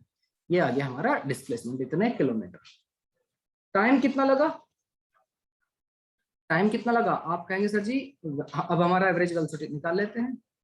एवरेज वेलोसिटी हम जहां से चले थे, खाली इतू सा डिस्प्लेसमेंट सर, हाँ जी 2.5/2 डिवाइड करने के, इसको आप डिवाइड कर सकते हो, 1.25 ले सकते हो, मैं लिख रहा हूँ बस 2.5/2 आसानी के लिए। Average divide by time, time कितना सर जी? 40 मिनट लगे टोटल सब ये सब होने में, तो 40 60 को ऊपर चला जाएगा, कि मैंने आपका मिनट को घंटे में कन्वर्ट कर लिया। Getting a point? आप कहेंगे yes sir getting a point sir. ये 2 3 जा, ठीक है, 25 से 75, 7.5 डिवाइड बाई 4, इसको डिवाइड कर लेते हैं, 4 एकम 4, बचेंगे 3 ही बचेंगे ना? यस सर, 4 8 32, सही बोल रहे हैं आप? कहेंगे ठीक ही तो बोल रहे हैं सर। 0 से 40, 4 8 32 और बचेंगे आपके 3 और 4 7 28 और 4 5 20, 1.2875 किलोमीटर पर आवर। ये है आपकी एवरेज वेलोसिटी, थोड़ी सी कैलकुलेशन, ठीक है, 1.875। क्लियर है? आप कहेंगे एब्सोल्युटली करेक्ट सर, कोई दिक्कत ही नहीं। ठीक है प्यारे अच्छा, आप कहेंगे यस सर जी। अब बात कर लेते हैं एवरेज स्पीड की। एवरेज स्पीड क्या होती है? टोटल डिस्टेंस एवरेज स्पीड की ओर बात कर लेते हैं प्यारा अच्छा। टोटल डिस्टेंस कितनी होगी बेटा, 2.5 किलोमीटर तो भाई साहब गए, फिर उसका आधा रास्ता आ गए हैं, 2.5/2 इतना चले हैं टोटल। और टाइम कितना लगा सर जी, वही 40 डिवाइड बाई 60, मिनट को कर लिया किलोमीटर, मिनट को कर लिया आपका घंटों में कन्वर्ट। ठीक है जी, आप कहेंगे ठीक है सर, तो ये 3/2 इंटू 2.5, ठीक है जी, डिवाइड बाई 40 इंटू 60। 10 से 10 कट्टम पुट्टा कर दिया सर, कट्टम पुट्टा में बहुत एक्सपर्ट हूँ सर। 2 2 3 6, बहुत बढ़िया, 3 3 9 गुना 2.5 डिवाइड बाई 4, और 25 निमा 225, 22.5/4। ठीक है प्यारे बच्चे, आप कहेंगे यस सर जी, इसको डिवाइड कर लो, 4 पंजे 20, बचेंगे 2, और 4 छंग 24, 5.625 आई गेस। ठीक है, kilometre per our. This will be the average speed. Clear है? हाँ जी बेटा, मैग्नीट्यूड, मैग्नीट्यूड ही कहा ना, मैग्नीट्यूड ऑफ एवरेज वेलोसिटी। हाँ बेटा, मैग्नीट्यूड ही हमने बताया। डायरेक्शन भी यही होगी उसकी, डायरेक्शन मतलब नेगेटिव नहीं होगा, आपकी जो वेलोसिटी है, एवरेज वेलोसिटी जो है नेगेटिव नहीं होगी। ठीक है, तो मैग्नीट्यूड जो हमारा पॉजिटिव जो वेलोसिटी है वही हमारी मैग्नीट्यूड भी हो जाएगा उससे। ठीक है बच्चा, तो 5.625 is the average speed in third case, and दूसरे आपका 1.85, this will be our, this is our average velocity। मेरे ख्याल से बात आपको समझ में आ गई है, इसको से नोट डाउन करना, अच्छा क्वेश्चन था, कर लीजिए। फिर बढ़ते हैं नेक्स्ट क्वेश्चन की तरफ।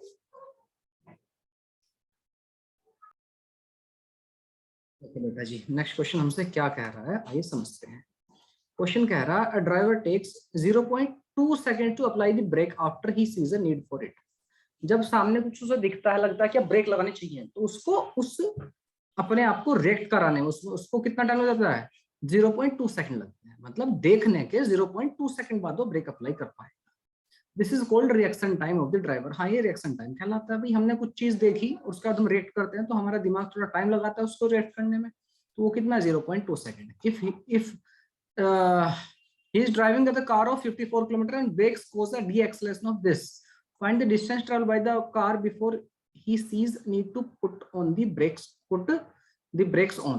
तो अब पूछ रहा है कि ब्रेक लगाने के बाद वो कितनी देर चलेगी, कब से, after he sees the need to put the brake on, उसके बाद भी वो कितनी देर चलेगी। कितनी देर से मतलब कितनी डिस्टेंस चलेगी एक्चुअली। ठीक है, उसे कितने टाइम में हो आपका ब्रेक लगने के बाद पूरा वो रुक जाएगी। अच्छा देखिए, एक चीज समझिए, कितनी स्पीड से चल रही थी गाड़ी, आप कहेंगे सर 54 किलोमीटर पर आवर, और हमारे आंसर क्वेश्चन में भी 0.2 ये भी सेकंड है, ये मीटर पर सेकंड है, तो बेहतर होगा 54 किलोमीटर पर आवर को कन्वर्ट कर लेता हूँ मैं मीटर पर सेकंड। तो 54 इंटू 5/18, तो ये हो गया 18 × 54, 3 पंजे 15। ठीक है जी, आप कहेंगे बिल्कुल सर जी, कोई दिक्कत वाली बात इसमें नहीं है, 15 मीटर पर सेकंड से चल रही थी गाड़ी। एग्री हो? आप कहेंगे बिल्कुल सही है सर, इसमें तो कोई दिक्कत वाली बात नहीं। अच्छा, अब पहले तो आसान सी कहानी को समझते हैं कि भाई ये कितनी डिस्टेंस चलेगी ब्रेक लगने के बाद। ब्रेक लगने के बाद रिएक्शन टाइम को भी माफ करते हैं, यही हमें कंफ्यूजन कर रहा है। ये जो रिएक्शन टाइम है यही कंफ्यूजन, ये रिएक्शन टाइम ना होता तो सबके आंसर आ चुके होते, बड़ा ही आसान हो जाती कहानी। इसको 1 मिनट के लिए होल्ड पे रखते हैं। पहले हम देख लेते हैं, अगर मैंने ब्रेक लगा चुका हूं मैं, ठीक है, रिएक्शन टाइम को भी थोड़ी देर के लिए बात नहीं करते हैं, ब्रेक लगा चुका हूं तब कितनी डिस्टेंस ट्रैवल करेगा। ठीक है, आइए देखते हैं। तो हमें पता है v² = u² + 2as होता है सर जी। फाइनल वेलोसिटी जब ब्रेक लगने के बाद गाड़ी रुक जाएगी तो क्या होगा, तो 0 हो चुकी होगी। आप कहेंगे बिल्कुल सर। u² इनिशियल वेलोसिटी कितनी थी, आप कहेंगे सर 15, तो 15 का स्क्वायर प्लस 2 इंटू, देखिए एक्स आपने ब्रेक लगाए हैं तो आप एक फोर्स अप्लाई कर रहे हो उसको रोकने के लिए। ठीक है, आप एक फोर्स अप्लाई कर रहे हो उसको रोकने के लिए, मतलब एक्सेलरेशन कैसा होगा, उसको अपोजिट डायरेक्शन होगा। अगर आपने वेलोसिटी पॉजिटिव ली है 15, तो एक्सेलरेशन कैसा होगा, उसको रोक रहा हो कितना, आप कहेंगे सर जी -6 इंटू s = ये आपका 0, इधर 0 का स्क्वायर। क्लियर है? आप कहेंगे बिल्कुल सर, तो s कितना आ जाएगा, 15 इंटू 15 डिवाइड बाई 2 इंटू 6। ठीक है प्यारे बच्चे, आप कहेंगे ठीक है सर जी। 3 से कट्टम पुट्टा कर लेते हैं, 3 दूनी 6 और 3 पंजे 15। तो यहाँ से 15 पंजे कितना होता है, 15 चौका 60, 15 पंजे 75 डिवाइड बाई 4। ठीक है प्यारे बच्चे, आप कहेंगे यस सर बिल्कुल ठीक है सर प्यारे बच्चा। तो इतनी डिस्टेंस ये चलेगा 75/4, लगभग इसकी वैल्यू कितनी आ जाएगी, आप कहेंगे सर 4 एकम 4 बचेंगे 3 और 4 अट्ठे 32 पॉइंट बचेंगे 3, 4 सत्ते 28, 18.75। और ऑप्शन में दे भी रखा और बच्चा देखते अच्छा मेरे को आंसर आगे टिक कर देगा, जो कि गलत है आंसर। ये आंसर नहीं होगा। काहे सर? बेटा इस चीज को समझो, इसमें क्वेश्चन में क्या कहा है, the distance travel by the car after he see the need to put on the brake. ये तो ब्रेक लगाने के बाद इतना चल पड़ेगी गाड़ी, इतनी देर तो दूर तक जाएगी जब उसने ब्रेक लगा दी है। लेकिन जब उसने देखा है उस चीज को कि हाँ हमें जरूरत है ब्रेक लगाने की, उस ब्रेक लगाने में उसे कितनी देर लग रही है, आप कहेंगे सर 0.2 सेकंड तक उसका ब्रेन काम कर रहा है, जिसको हम क्या बोलते हैं, रिएक्शन टाइम। तो इस 0.2 सेकंड तक बेटा उसने ब्रेक नहीं लगाया अभी तक, अभी वो सोच रहा है, उसका दिमाग काम कर रहा है। तो कितनी स्पीड से चलती रहेगी गाड़ी, आप कहेंगे सर जी वो तो अपनी जिस स्पीड से 54 से चल रही थी 54 से चलती रहेगी, उसने कुछ नहीं किया। 0.2 सेकंड सोचने के बाद उसने ब्रेक लगाए हैं। तो ब्रेक लगाने के बाद की तो ये कहानी, और जब तक उसने दिमाग ने काम किया 0.2 सेकंड, उस तब तक कितनी वेलोसिटी चलते रहेगा, आप कहेंगे सर जितनी से चल रहा था तब तक कोई ब्रेक लगाया नहीं है। तो रिएक्शन टाइम के हिसाब से डिस्टेंस चलेगा वो कितना हो जाएगा, आप कहेंगे सर जी जितनी स्पीड से चल रहा था 54 या कहिए 15 की स्पीड से चल रहा था, तो 15 इंटू 0.2 कितना, 15 दूनी 0.2 है, 15 दूनी 30, 3.0 मतलब 3 मीटर और चलेगा। तो टोटल डिस्टेंस कितनी हो जाएगी प्यारा बच्चा, बात समझ में आई? ये रिएक्शन टाइम एक्चुअल में ये वाली डिस्टेंस पहले चला, बाद में ये वाली कहानी हुई है। ठीक है, तो टोटल कितना हो जाएगा डिस्टेंस, आप कहेंगे दोनों को ऐड कर दीजिए, तो कितना हो जाएगा 18 और 3 21, 21.75 मतलब C4 Chennai is the correct answer. मेरे ख्याल से बात आपको समझ में आ गई है। ठीक है, नोट डाउन कर लीजिए, जिसको कोई डाउट हो तो put your comments. Next question कह रहा है कि ball travels half of its total path in last second, आखिरी सेकंड में आपकी आधा रास्ता वो ट्रेवल कर रही है, कह रहा है कि टाइम ऑफ फ्री फॉल पूछा है। ठीक है, और ये रेस्ट से छोड़ी गई थी। ठीक है बेटा जी, आप कहेंगे ओके सर जी, कैसे कर सकते हैं, देखो बेटा जी टोटल डिस्टेंस मान लेता हूं मैं s, यहां था पार्टिकल, यहां से यहां गिरा, टोटल डिस्टेंस जो है कुछ यहाँ पर आ गया, कितने डिस्टेंस चला s, और टाइम लगा t। ठीक है, तो मैं इसके लिए क्वेश्चन लिख सकता हूँ s equal to ut plus half a t square होता है, क्योंकि फ्री फॉल है तो एक्सेलरेशन की कहानी हम लगा सकते हैं half a t square. Agree? आप कहेंगे बिल्कुल, रेस्ट से गिरा है तो ये वैल्यू आपकी 0 इनिशियल वेलोसिटी, तो आप कहेंगे बिल्कुल सर, तो s equal to half a t square. अगर वो माइनस प्लस का चीज सोच समझ नहीं है तो उसको भी समझ सकते हैं, कोई प्रॉब्लम नहीं। डिस्प्लेसमेंट आप नेगेटिव ले लो, एक्सेलरेशन भी आपका नेगेटिव रहेगा नीचे की तरफ, तो कैंसिल आउट हो गया। मैंने जो आपको फंडा बताया था, आप चाहो उसको लगाना तो माइनस माइनस से कैंसिल होंगे, तो भी इक्वेशन हमारी यही बननी है। ठीक है, आप कहेंगे अच्छा सर ठीक है, एक तो आगे इक्वेशन ये है, टी टाइम सपोज करो टोटल लगा। ठीक है, आप कहेंगे बिल्कुल ठीक है सर। अच्छा, लास्ट की 1 सेकंड में कितना चला है, लास्ट की 1 सेकंड में कितना चला, आप कहेंगे सर मेरे को क्या पता कितना चला सर, अरे पापी इंसान कितना चलेगा, मेरे को नहीं पता सर, आप मेरे को डांटते रहते हैं। नहीं डांट नहीं रहे बेटा, अब अगर मैं कहूँ तो लास्ट 1 सेकंड में कितना चला होगा ये, या फिर मैं एक काम कर सकता हूँ, लास्ट 1 सेकंड में ना फाइंड करके मैं फाइंड कर लेता हूँ भाई, अगर 10 सेकंड सपोज करो वो गिरने में टोटल लगे, लेट इट बी, तो लास्ट के 1 सेकंड में पूरा आधी डिस्टेंस गया है और बचा कुछ आपका 9 सेकंड में गया, ऐसा कह सकता हूँ मैं, मेरी बात समझ रहे हो? आप कहेंगे बिल्कुल सर, भाई यहाँ से यहाँ तक की जो डिस्टेंस है आधी, अगर टोटल वो टी टाइम में कर रहा तो ये कितने में कवर की उसने, t-1 सेकंड में। हाँ कि ना? आप कहेंगे ओ बिल्कुल, अरे यार भाई ऊपर की आधी ट्रेवल इसमें कर ली होगी और बची कुछ 1 सेकंड में करी है, t-1, t टोटल सेकंड है। मैं रिपीट कर रहा हूँ इस चीज को, अगर सपोज करो मैं मान लेता हूँ, सपोज करो 4 सेकंड में वो ऊपर से नीचे गिर गया, लेट इट बी, हमारा आंसर जो भी आएगा देख जाएगा, तो 3 सेकंड में तो इसने आधी डिस्टेंस बची और बची कुछ कितनी बची, लास्ट वाली 1 सेकंड में, ऐसे तो हुआ होगा काम। टोटल अगर 4 सेकंड थी तो 3 सेकंड यहाँ पर खर्च हो गई और 1 सेकंड यहाँ पर। आप कहेंगे बिल्कुल सर, तो इस 3 सेकंड को मैं क्या बोल सकता हूँ, टाइम t था तो इसको मैं t-1 बोल दूं। आप कहेंगे बिल्कुल सर, तो s/2 डिस्टेंस चला है वो ऊपर से कितनी देर में, आप कहेंगे सर आप कहेंगे सर ऊपर से देख रहा हूं मैं भी चीजों को, 1/2 a t - 1 का स्क्वायर बोल सकता हूँ कि नहीं? भाई जितने टाइम में टोटल चला उससे 1 सेकंड कम, ये t - 1 कर दिया मैंने, उसमें कितना चला? आधी डिस्टेंस। ये इक्वेशन समझ में आ गई? इक्वेशन नंबर 2, मेरे ख्याल से इक्वेशन नंबर 2 समझ में आ गई है आपको। क्लियर है? मैं एक बार फिर से रिपीट कर देता हूँ, जहां कंफ्लिक्ट के चांस होते हैं मैं उसको खुद से रिपीट कर देता हूँ, बट फिर भी कुछ समझना है तो आप पूछ सकते हैं। भाई अगर वो जो भाई साहब थे, यस सर, मान लेता हूँ मैं 20 मीटर की बिल्डिंग थी, 20 मीटर, और यहां से यहाँ गिरने में उसको टाइम लगा सपोज करो 4 सेकंड, 4 सेकंड। तो 10 मीटर जो चले हैं वो कितनी देर में चलेंगे? शुरुआत के 3 सेकंड में, और बचा कुचा जो 10 मीटर है वो चलेंगे आपका लास्ट के 1 सेकंड में। तो अगर मैं टाइम 4 सेकंड ना मान के टी कह रहा हूं, ठीक है, और ये जो 20 मीटर ना मान करके मैं इसको s बोल रहा हूं, तो s/2 आधी डिस्टेंस कितने देर में चलेंगे? आप कहेंगे सर t - 1 में। बोल सकता हूं कि नहीं? आप कहेंगे बिल्कुल, ये बात सही है सर, अभी क्लियर है। तो बेटा s/2 कितनी डिस्टेंस देर में चलेगा? t - 1 सेकंड में, क्योंकि इनिशियल वेलोसिटी तो ऊपर से 0 ही आ रही है। आप कहेंगे बिल्कुल सही बात है। कुछ बच्चे जो इसको कॉम्प्लिकेटेड कर लेते हैं, वो बच्चे क्या करते हैं उसका बता देता हूं मैं। वो आपके दिमाग, आपने भी कुछ बच्चों ने किया होगा काम, वो यहां से इसको देखेंगे, इस डिस्टेंस को, ये s/2 है, इक्वल टू इनिशियल वेलोसिटी कुछ सोचेंगे कि फाइंड करेंगे, है ना, और यहाँ पर u1 + 1/2 a1 का स्क्वायर, ये करेंगे। लेकिन अब यहाँ पर ये वाली वेलोसिटी नहीं पता, यहाँ से यहाँ तक इसमें भी चीजें अटकेंगी, ठीक है। s एक्चुअल में s की वैल्यू कितनी है वो भी नहीं पता है हमें, और हमारी यहाँ इस जगह पर वेलोसिटी आधे आने तक वो कितनी जाएगी वो भी नहीं पता है। आने को आंसर आ जाएगा पर कॉम्प्लिकेटेड हो जाएगा। तो मैं क्या कर रहा हूँ, मैं ये वाले हिस्से को देख लेता हूँ। आपने कहा ओके सर, जी भी ठीक है। तो एस इक्वल टू क्यू, उसका फायदा क्या होगा, क्योंकि यहाँ पर इनिशियल वेलोसिटी 0 है।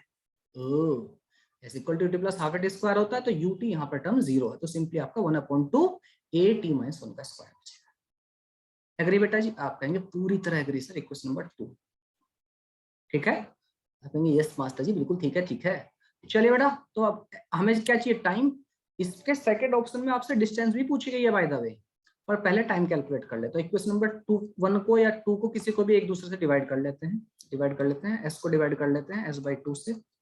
1/2 कट्टा पुट्टा जाएगा, a से मर जाएगा, तो ऊपर बचेगा t², नीचे बचेगा t - 1 का होल स्क्वायर। एग्री? आप कहेंगे बिल्कुल।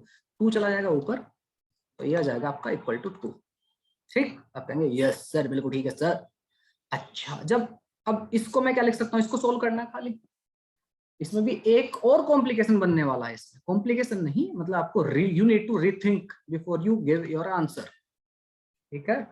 तो यहाँ पर आप इसको t/t - 1 का होल स्क्वायर लिख सकते हैं इक्वल टू 2। चाहो तो आप पूरे को एक्सपेंड करो फिर इनका आंसर निकालो, तो t/t - 1 इक्वल टू √2 लिखोगे या +- √2 लिखोगे? आप मैथ्स वाले बच्चे हो तो डेफिनेटली यू विल राइट +- √2, ठीक है। आपके दिमाग में बात डेफिनेटली आएगी और सही भी है बिल्कुल। अब इसकी मल्टीप्लाई करो तो t will be equal to, एक बार प्लस ले लो एक बार माइनस ले लेते हैं, तो t/t - 1 इक्वल टू या तो प्लस का √2 हो सकता है यानी सिंपली √2, या फिर t/t - 1 में भी इक्वल टू माइनस का √2, ठीक। तो हमारे पास टाइम की 2 वैल्यू मिल रही है। अगर आप ऐसे नहीं करोगे, आप इसको पूरा ओपन करके करोगे, इसका a - b का होल स्क्वायर ओपन करोगे, तब भी आपका आंसर इसी तरह यही आने वाला है। तो यहाँ से कितना जाएगा, तो t will be equal to √2t और माइनस √2, ठीक है। आप कहेंगे बिल्कुल सर, इसके इधर जाकर मल्टीप्लाई कर दी, ये √2 इधर आ जाएगा, इधर आपका t इधर चल जाएगा, तो √2 - 1 इंटू t। एग्री? आप कहेंगे यस सर, एग्री सर, बहुत बढ़िया बेटा, जीनियस हो आप लोग, थैंक यू सर। तो t की वैल्यू यहाँ से कितनी आ जाएगी, दोनों वैल्यू में निकाल लूंगा, इसी तरह इसकी मल्टीप्लाई कर सकते हैं आप, तो t will come out to be √2/√2 - 1। आप चाहते तो क्वाड्रेटिक इक्वेशन, अगर आपको आसान लगती है तो क्वाड्रेटिक इक्वेशन से आप प्रोसीड कर सकते हैं, जैसे आपको एप्रोप्रिएट लगा वैसे अप्रोच कर सकते हैं। ऐसा आंसर दिया नहीं है तो हम क्या करते हैं इस केस में, रैशनलाइज करते हैं, ठीक है। इस केस में हम रैशनलाइज करते हैं। तो रैशनलाइज और ये सब करना आपको थोड़ा कॉम्प्लिकेटेड लग रहा होगा अगर आप अभी अभी नए नए हैं इस चीजों में। चाहे तो आप दोनों मेथड में से कोई सा आउट कर सकते हैं। अगर आपको लगता है क्वाड्रेटिक इक्वेशन आसान हो जाएगी तो आप क्वाड्रेटिक इक्वेशन से बढ़ सकते हैं, तो t²। अगर मैं क्वाड्रेटिक इक्वेशन से बढ़ता हूँ तो 2 t - 1 का होल स्क्वायर कितना होता है, आप कहेंगे t² + 1 - 2, ठीक है जी। तो इस क्वाड्रेटिक इक्वेशन बन जाएगी t² - 4t और +2 = 0। ये क्वाड्रेटिक इक्वेशन बन जाएगी। आपको ये आसान लगता है, कम टाइम लगता है, तो इससे निकाल लीजिए। इससे कितने आएगी t की वैल्यू, आप कहेंगे सर ये x square plus b x plus equal to 0 type है, तो इक्वल टू कितना होता है माइनस बी मतलब कितना प्लस का 4 plus minus b square minus 4 वैसे 4 का स्क्वायर माइनस 4 ऐसी 4 दूनी 8। ठीक है, आप कहेंगे 4ac, ठीक है, डिवाइड बाय 2a 2 ओनली। तो यहां से आप कह सकते हैं, यहाँ से 4 चौक 16 में से 8 गया 8, तो 4 प्लस माइनस 2√2 डिवाइड बाई 2। ये आसान हो गया कंपैरेटिव, उसमें आपको रेशनलाइज करना पड़ रही है। आंसर दोनों सेम ही आएंगे, इस मेथड से जाइए चाहे इससे जाए, तो आपका यहाँ पर आंसर है 2 प्लस माइनस √2। टाइम की दो वैल्यू आ गई है 2 प्लस माइनस √2, यहाँ से भी वही आंसर आएंगे, आप इसको चाहो तो रेशनलाइज कर लो, √2 + 1 √2 + 1। तो ये वाला टर्म तो कितना हो जाएगा, a square minus b square, इस टर्म तो मर जाएगा, ये बचेगा, ये भी वही मतलब है 2 + √2 ये है। ठीक है, यहाँ से जो आएगा इसको सोल्व करेंगे तो आपका 2 - √2 आएगा। अब क्वेश्चन ये है सर टाइम की दोनों दो वैल्यू है, 2 प्लस माइनस √2, मतलब भाई ये दो वैल्यू है ना, एक तो प्लस देख लो एक माइनस है, दो वैल्यू हमारे पास और दोनों ही ऑप्शन में दे रखी है। अब बताइए मैं कौन सा टिक करूं, सी और डी दोनों में दे रखी है, सी को टिक करूं या फिर मैं डी को टिक करूं। और अगर more than one correct answer आ जाते हैं, more than one correct answer, तो क्या आप दोनों को टिक करेंगे? सोचिए और बताइए मुझे। प्यारा बच्चा, जो आंसर हम इस पर चूज करेंगे, we will choose only one answer, इसमें से एक सही है, चूज करना मतलब इनमें से कोई एक सही है, और वो जो सही आंसर है वो आंसर है 2 + √2। ये सही है, माइनस वाला गलत है। ऐसा क्यों सर? ये भी तो वैल्यू पॉजिटिव ही है सर, 0.6 आएगी अप्रोक्सीमेट इसकी वैल्यू, इसमें क्या दिक्कत है? ये क्यों कैंसिल कर रहे हो बेटा? इसलिए कैंसिल आउट कर रहे हैं क्योंकि क्वेश्चन में कहा है इसने अपनी आधी डिस्टेंस 1 सेकंड में कवर की है, लास्ट 1 सेकंड में, और ये जो टोटल टाइम है वो तो खुद ही 1 सेकंड से कम है, तो पॉसिबल होगा है? अच्छा भाई, टोटल टाइम 0.6 सेकंड है और वो आधा रास्ता अपना कितने पूरा टोटल जो टाइम है वो 0.6 है और आधा रास्ता 1 सेकंड में कवर कर रहा है। ये तो कॉन्ट्राडिक्टरी हो गया ना, ये तो इम्पॉसिबल हो गया। ओके सर जी, तो ये वाला आंसर नहीं होगा, हमारा आंसर क्या होगा? 2 + √2 इज द करेक्ट आंसर। ठीक है बेटा, यानी option D for Delhi is the absolutely correct answer. बढ़िया बढ़िया, मस्त मस्त बिंदास बिंदास क्वेश्चन है, करते जाइए। किसी को कोई डाउट डिफिकल्टी हो तो आप मुझसे पूछ लीजिए, नहीं है तो इसको नोट डाउन कीजिए और बढ़ते हैं फिर नेक्स्ट क्वेश्चन की तरफ। ये लीजिए,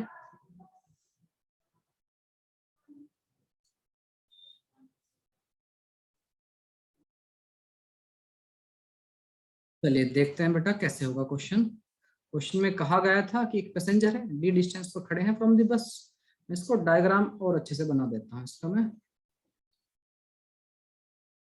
तो क्या कहानी है? आप कहेंगे सर जी बस, प्यारी सी बस बना दो, ये रही बस, अच्छी, ये लो छोटी सी बस, ये आप खड़े हो पीछे, बस आगे निकल चुकी, आप लेट आए थोड़े, और बस ने अगले स्टॉप पर, आप पिछले स्टॉप पर हो, ठीक है, पिछले स्टॉप पर बस आपने देख लिया, बस चल पड़ी, बस स्टार्ट हो गई यहाँ से।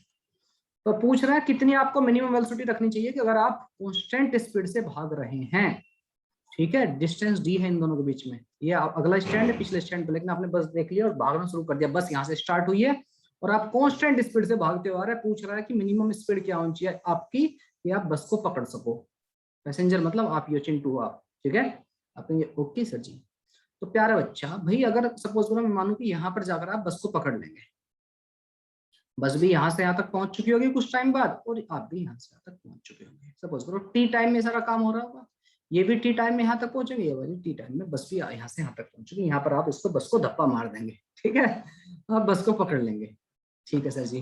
तो बालक, जो बस चलेगी टी टाइम में, डिस्टेंस ट्रेवल्ड बाई बस, बस कितनी चलेगी? बस के पास एक्सेलरेशन है और रेस्ट स्टार्ट, तो कितना होगा? S equal to ut plus half t square, आप कह सकते हैं।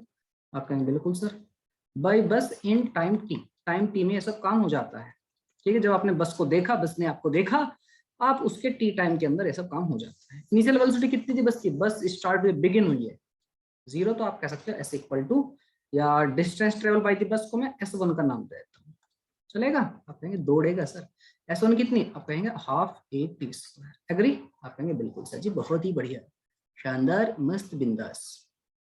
अच्छा, अब आपको कितना चलना होगा? आपको एक तो ये डिस्टेंस कवर करनी है डी, और साथ में जितनी बस चली है वो भी चलना है इसी टाइम के अंदर, ठीक है, यानी कि S1 डिस्टेंस तो चलनी ही है, आपको ये भी चलनी है। ठीक है, आप कहेंगे ओके सर, ठीक है, ओके सर, आपको यहाँ से यहाँ तक पहुंचना है। तो आपकी वेलोसिटी कितनी है u, टाइम कितना लगाना है t, और ये कितना डिस्टेंस, इतनी डिस्टेंस आपको चलनी है t टाइम में। आपकी u इनिशियल वेलोसिटी थी, मतलब इनिशियल फाइनल आपकी तो कांस्टेंट वेलोसिटी ये रही। तो आप कितना चले, तो आप कहेंगे सर जी ut, और ये ut किस किस का मिलकर बना होगा, आप कहेंगे सर इसमें आपका d तो चलना ही है और आपको S1 भी चलना है, ऐसा बोल सकता हूं मैं। आप कहेंगे बिल्कुल सही बात है सर, अरे हाँ कि ना, आप कहेंगे यस मास्टर जी बिल्कुल सही बात है, बोल सकते हैं इसको। यस सर जी, तो ut equal to d plus S1 की वैल्यू फर्स्ट इक्वेशन से पता तो कितनी है, हाफ at स्क्वायर। एग्री, आप कहेंगे पूर्णतः एग्री सर, पूरी तरह एग्री। ठीक है प्यार, अच्छा तो 2 को मल्टीप्लाई कर देते हैं पूरी इक्वेशन में, तो इसको 2 को हटा देता हूं मैं, 1/2, तो इधर 2ut हो जाएगा इक्वल टू आपका at स्क्वायर, 2 से मल्टीप्लाई कर दूंगा, 2ut इधर आ जाएगा plus d equal to 0। Agree हो, आप कहेंगे पूरी तरह एग्री है सर जी। ये क्वाड्रेटिक इक्वेशन दिख रही है सर, आंखें खोलो और देखो, बिल्कुल दिख रही है सर मेरे को। तो क्वाड्रेटिक इक्वेशन को रूट्स निकाल लेते हैं। तो टाइम हमें कैलकुलेट करना है ना, टाइम कैलकुलेट काहे कर रहे हैं सर, अरे बताएंगे क्यों कर रहे हैं। तो अगर मैं टाइम की वैल्यू यहाँ से कैलकुलेट करूँ क्वाड्रेटिक इक्वेशन में, हाँ जी सर जी, तो कितनी आ जाएगी, आप कहेंगे सर जी ये यहाँ पर b है, a square plus b x plus c से आप इसको कंपेयर कीजिए, x square plus b x plus c equal to 0 से, है ना। आप कहेंगे बिल्कुल सर, तो बेटा आपका टाइम कितना हो जाएगा, तो यहाँ पर क्या रखते हैं, minus b plus minus root और बी स्क्वायर माइनस 4ac, ये रखते हो ना, डिवाइड बाई 2 है, बिल्कुल सर। तो b कितना, आप कहेंगे सर जी माइनस का 2u, तो प्लस का 2u हो जाएगा, प्लस माइनस रूट और बी स्क्वायर माइनस 4ac, यानी 2u का स्क्वायर माइनस 4ac, 4 इंटू ए इंटू डी। एग्री, आप कहेंगे पूरी तरह एग्री, डिवाइड बाई 2a। ठीक है बच्चा, आप कहेंगे यस सर पूरी तरह ठीक है सर। ये टाइम आएगा। अब आपको चाहते हो कि भाई ये काम होना चाहिए, बस को पकड़ना है, तो टाइम कैसा होना चाहिए, आप कहेंगे सर टाइम रियल वैल्यू होनी चाहिए। नहीं समझे क्या कह रहा हूं मैं, ये जो आपको क्वाड्रेटिक इक्वेशन आपने पढ़ी होगी मैथमेटिक्स में, ये जो टर्म है अंदर का लिखा हुआ, इट मस्ट बी रियल, तभी आपके जो आंसर है वो सच आंसर मिलेंगे, अदरवाइज इमेजनरी हो जाती है कहानी। कहेंगे हाँ सर याद है, याद आया कुछ, आप कहेंगे सर तो 2u का whole square minus 4ad must be greater than और इक्वल टू 0, या तो ये बड़ा हो या इसके इक्वल टू 0। अगर ये छोटा हो गया तो आपका गड़बड़ हो जाएगी चीजें, इमेजनरी आंसर आएंगे, मतलब आपका टाइम ऐसा होगा जो एक्चुअल में एग्जिस्ट नहीं करता। आप कहेंगे ओके सर जी ऐसा, आप कहेंगे यस सर जी, ऐसे ही होगा कि नहीं, मैंने कुछ गड़बड़ तो नहीं कर दी, ओ ची एक छोटी सी मिस्टेक हो गई हमसे, यहाँ पे 2d आएगा, 2 से मल्टीप्लाई होने के बाद 2d, तो यहाँ पर आपका यहाँ पर 8ad हो जाएगा। ठीक है, यहाँ पर आपका 8 हो जाएगा, 8ad। तो यहाँ से आप 4 को तो कॉमन ले सकते हो, तो कितना हो जाएगा, u square minus 2ad will be greater than equal to 0, मतलब u square must be greater than equal to 2ad, मतलब u must be greater than equal to root 2ad। Clear है, तो आपका ऑप्शन कौन सा हो जाएगा, आप कहेंगे से जी option B for Bombay, B for Bombay will be our answer. Get a point, I think you are getting a point, इसको नोट डाउन कर लीजिए। आगे के क्वेश्चन या आगे का topic we will continue in the next class. आज के लिए क्लास करते हैं तो हम यहीं पर हैं। किसी बच्चे को डाउट डिफिकल्टी, सर एक बार और बताना, फोन स्विच ऑफ हो गया था। ओके ओके, मैं फिर से इसको रिपीट कर देता हूँ प्यारा बच्चा। तो देखो बालक, मैंने क्या किया है यहाँ पर, देखो मैंने, हाँ मैंने इंसान जो था, पैसेंजर जो था, वो आप जो थे, आप उससे पीछे थे थोड़ा, बस से d डिस्टेंस पीछे थे, बस चल पड़ी, बस एक्सेलरेट हो रही है, बस की स्पीड बढ़ती जा रही है, लेकिन आप कांस्टेंट स्पीड से भाग रहे हैं। कितनी स्पीड है कांस्टेंट, इसे दे रखा है, ये रही आपकी runs at constant speed u towards the bus. हमसे पूछा गया था कि हम कितनी मिनिमम स्पीड होनी चाहिए कि आप बस को कैच करेंगे। तो मैंने क्या किया भाई, डिस्टेंस जो बस चलेगी वो अपनी जगह से यहाँ से लेकर के यहाँ तक, इस पॉइंट तक, सपोज करो यहाँ पर आपने बस को पकड़ लिया, ठीक, तो यहाँ से यहाँ तक मैं मान लू S1 डिस्टेंस चलिए, आप कहेंगे ठीक है सर S1 डिस्टेंस चले, और आपको कितना चलना पड़ेगा, S1 तो चलना ही जितना बस ने चला, और साथ में जितने पीछे थे आप, D डिस्टेंस पीछे, ये भी आपको चलना पड़ेगा। D डिस्टेंस आप पीछे थे बस से, वो डिस्टेंस भी आपको ट्रेवल करनी पड़ेगी। D डिस्टेंस मान लूं मैं यहाँ से यहाँ तक बस से कितना पीछे थे आप इन्हीं से अभी। ठीक है, आप कहेंगे बिल्कुल सही। अगर आप बस को एक्चुअली में पकड़ना चाहते हैं, आपको पकड़नी है अगर बस, इसने वही कहा है कि we must what must be the minimum speed of passenger so that he may catch the bus, वो कैच को बस को पकड़ ले। तो जो इंसान ने, जो पैसेंजर है उसने डिस्टेंस कितनी चली, वो जो डिस्टेंस उससे डी पीछे था एक तो ऑलरेडी, इतना पीछे था बस से वो तो चले गई, और साथ में जितनी बस ने चली है वो भी चलेगा। और वो एक्चुअल में कितना चला distance, s equal to t, क्योंकि उसका एक्सेलरेशन तो कुछ है नहीं। आप कहेंगे बिल्कुल, तो बेटा यूटी किस किस से मिलकर बना हुआ होगा, उसके डिस्टेंस और जितना डिस्टेंस बस ने अभी बाद में चला है। मैंने इनको इक्वेट रख लिया, यहाँ से आपकी क्वाड्रेटिक इक्वेशन बन गई। क्वाड्रेटिक इक्वेशन मैंने आपका यहाँ से टाइम पीरियड के लिए अप्लाई कर दी, इवन तो मुझे टाइम नहीं चाहिए था इसमें, बट फिर भी मैंने क्वाड्रेटिक इक्वेशन में अप्लाई कर दी। तो मैंने देखा यहाँ पर आपका जो रूट के अंदर जो वैल्यूज आ रही हैं वो कितनी आ रही है, 2u स्क्वायर माइनस 8ad। इसका क्या मतलब है, ये वैल्यू आपको पता होगा अगर आप क्वाड्रेटिक इक्वेशन पढ़ी हो, अगर क्वाड्रेटिक इक्वेशन के रूट्स आप चाहते हो रियल हो, तो उसके लिए क्या कंडीशन होती है, जो रूट के अंदर के टर्म्स हैं दे में बी इधर 0 और ग्रेटर देन 0। मैंने वही कंडीशन यहाँ पर अप्लाई कर दी, 2u square minus 8ad must be greater than equal to 0। अगर आप चाहते हो उसके रूट्स रियल हो उसके रूट्स, टाइम आपका रियल होना चाहिए तभी तो आप उससे मिल पाओगे। अगर टाइम सपोज करो आपका आ रहा है 1 प्लस आयोटा जे आयोटा, अगर आपका आंसर आ रहा है 1 प्लस आयोटा, वही कॉम्प्लेक्स नंबर जो आपने पढ़ा, तो क्या कहोगे, आयोटा क्या है, 1 से बड़ा है 1 से छोटा, यू कांट से एनीथिंग। आप कहेंगे बिल्कुल सर, तो हमारे रूट्स रियल होने चाहिए, उसके लिए क्या कंडीशन होती है, इसके अंदर का जो कंटेंट है it must be greater than और इक्वल टू 0। मैंने इसको इक्वेट कर दिया, देखा कि u square must be greater than 2ad, u must be greater than equal to root 2ad। ठीक है बालक, मेरे ख्याल से बात आपको समझ में आ गई है। नोट डाउन करके, जिन बच्चों को समझ में आ गया, किसी को डाउट हो तो आप मुझे बता सकते हैं, आप कमेंट कर सकते हैं। आज के लिए हम क्लास करेंगे यहीं पर समाप्त।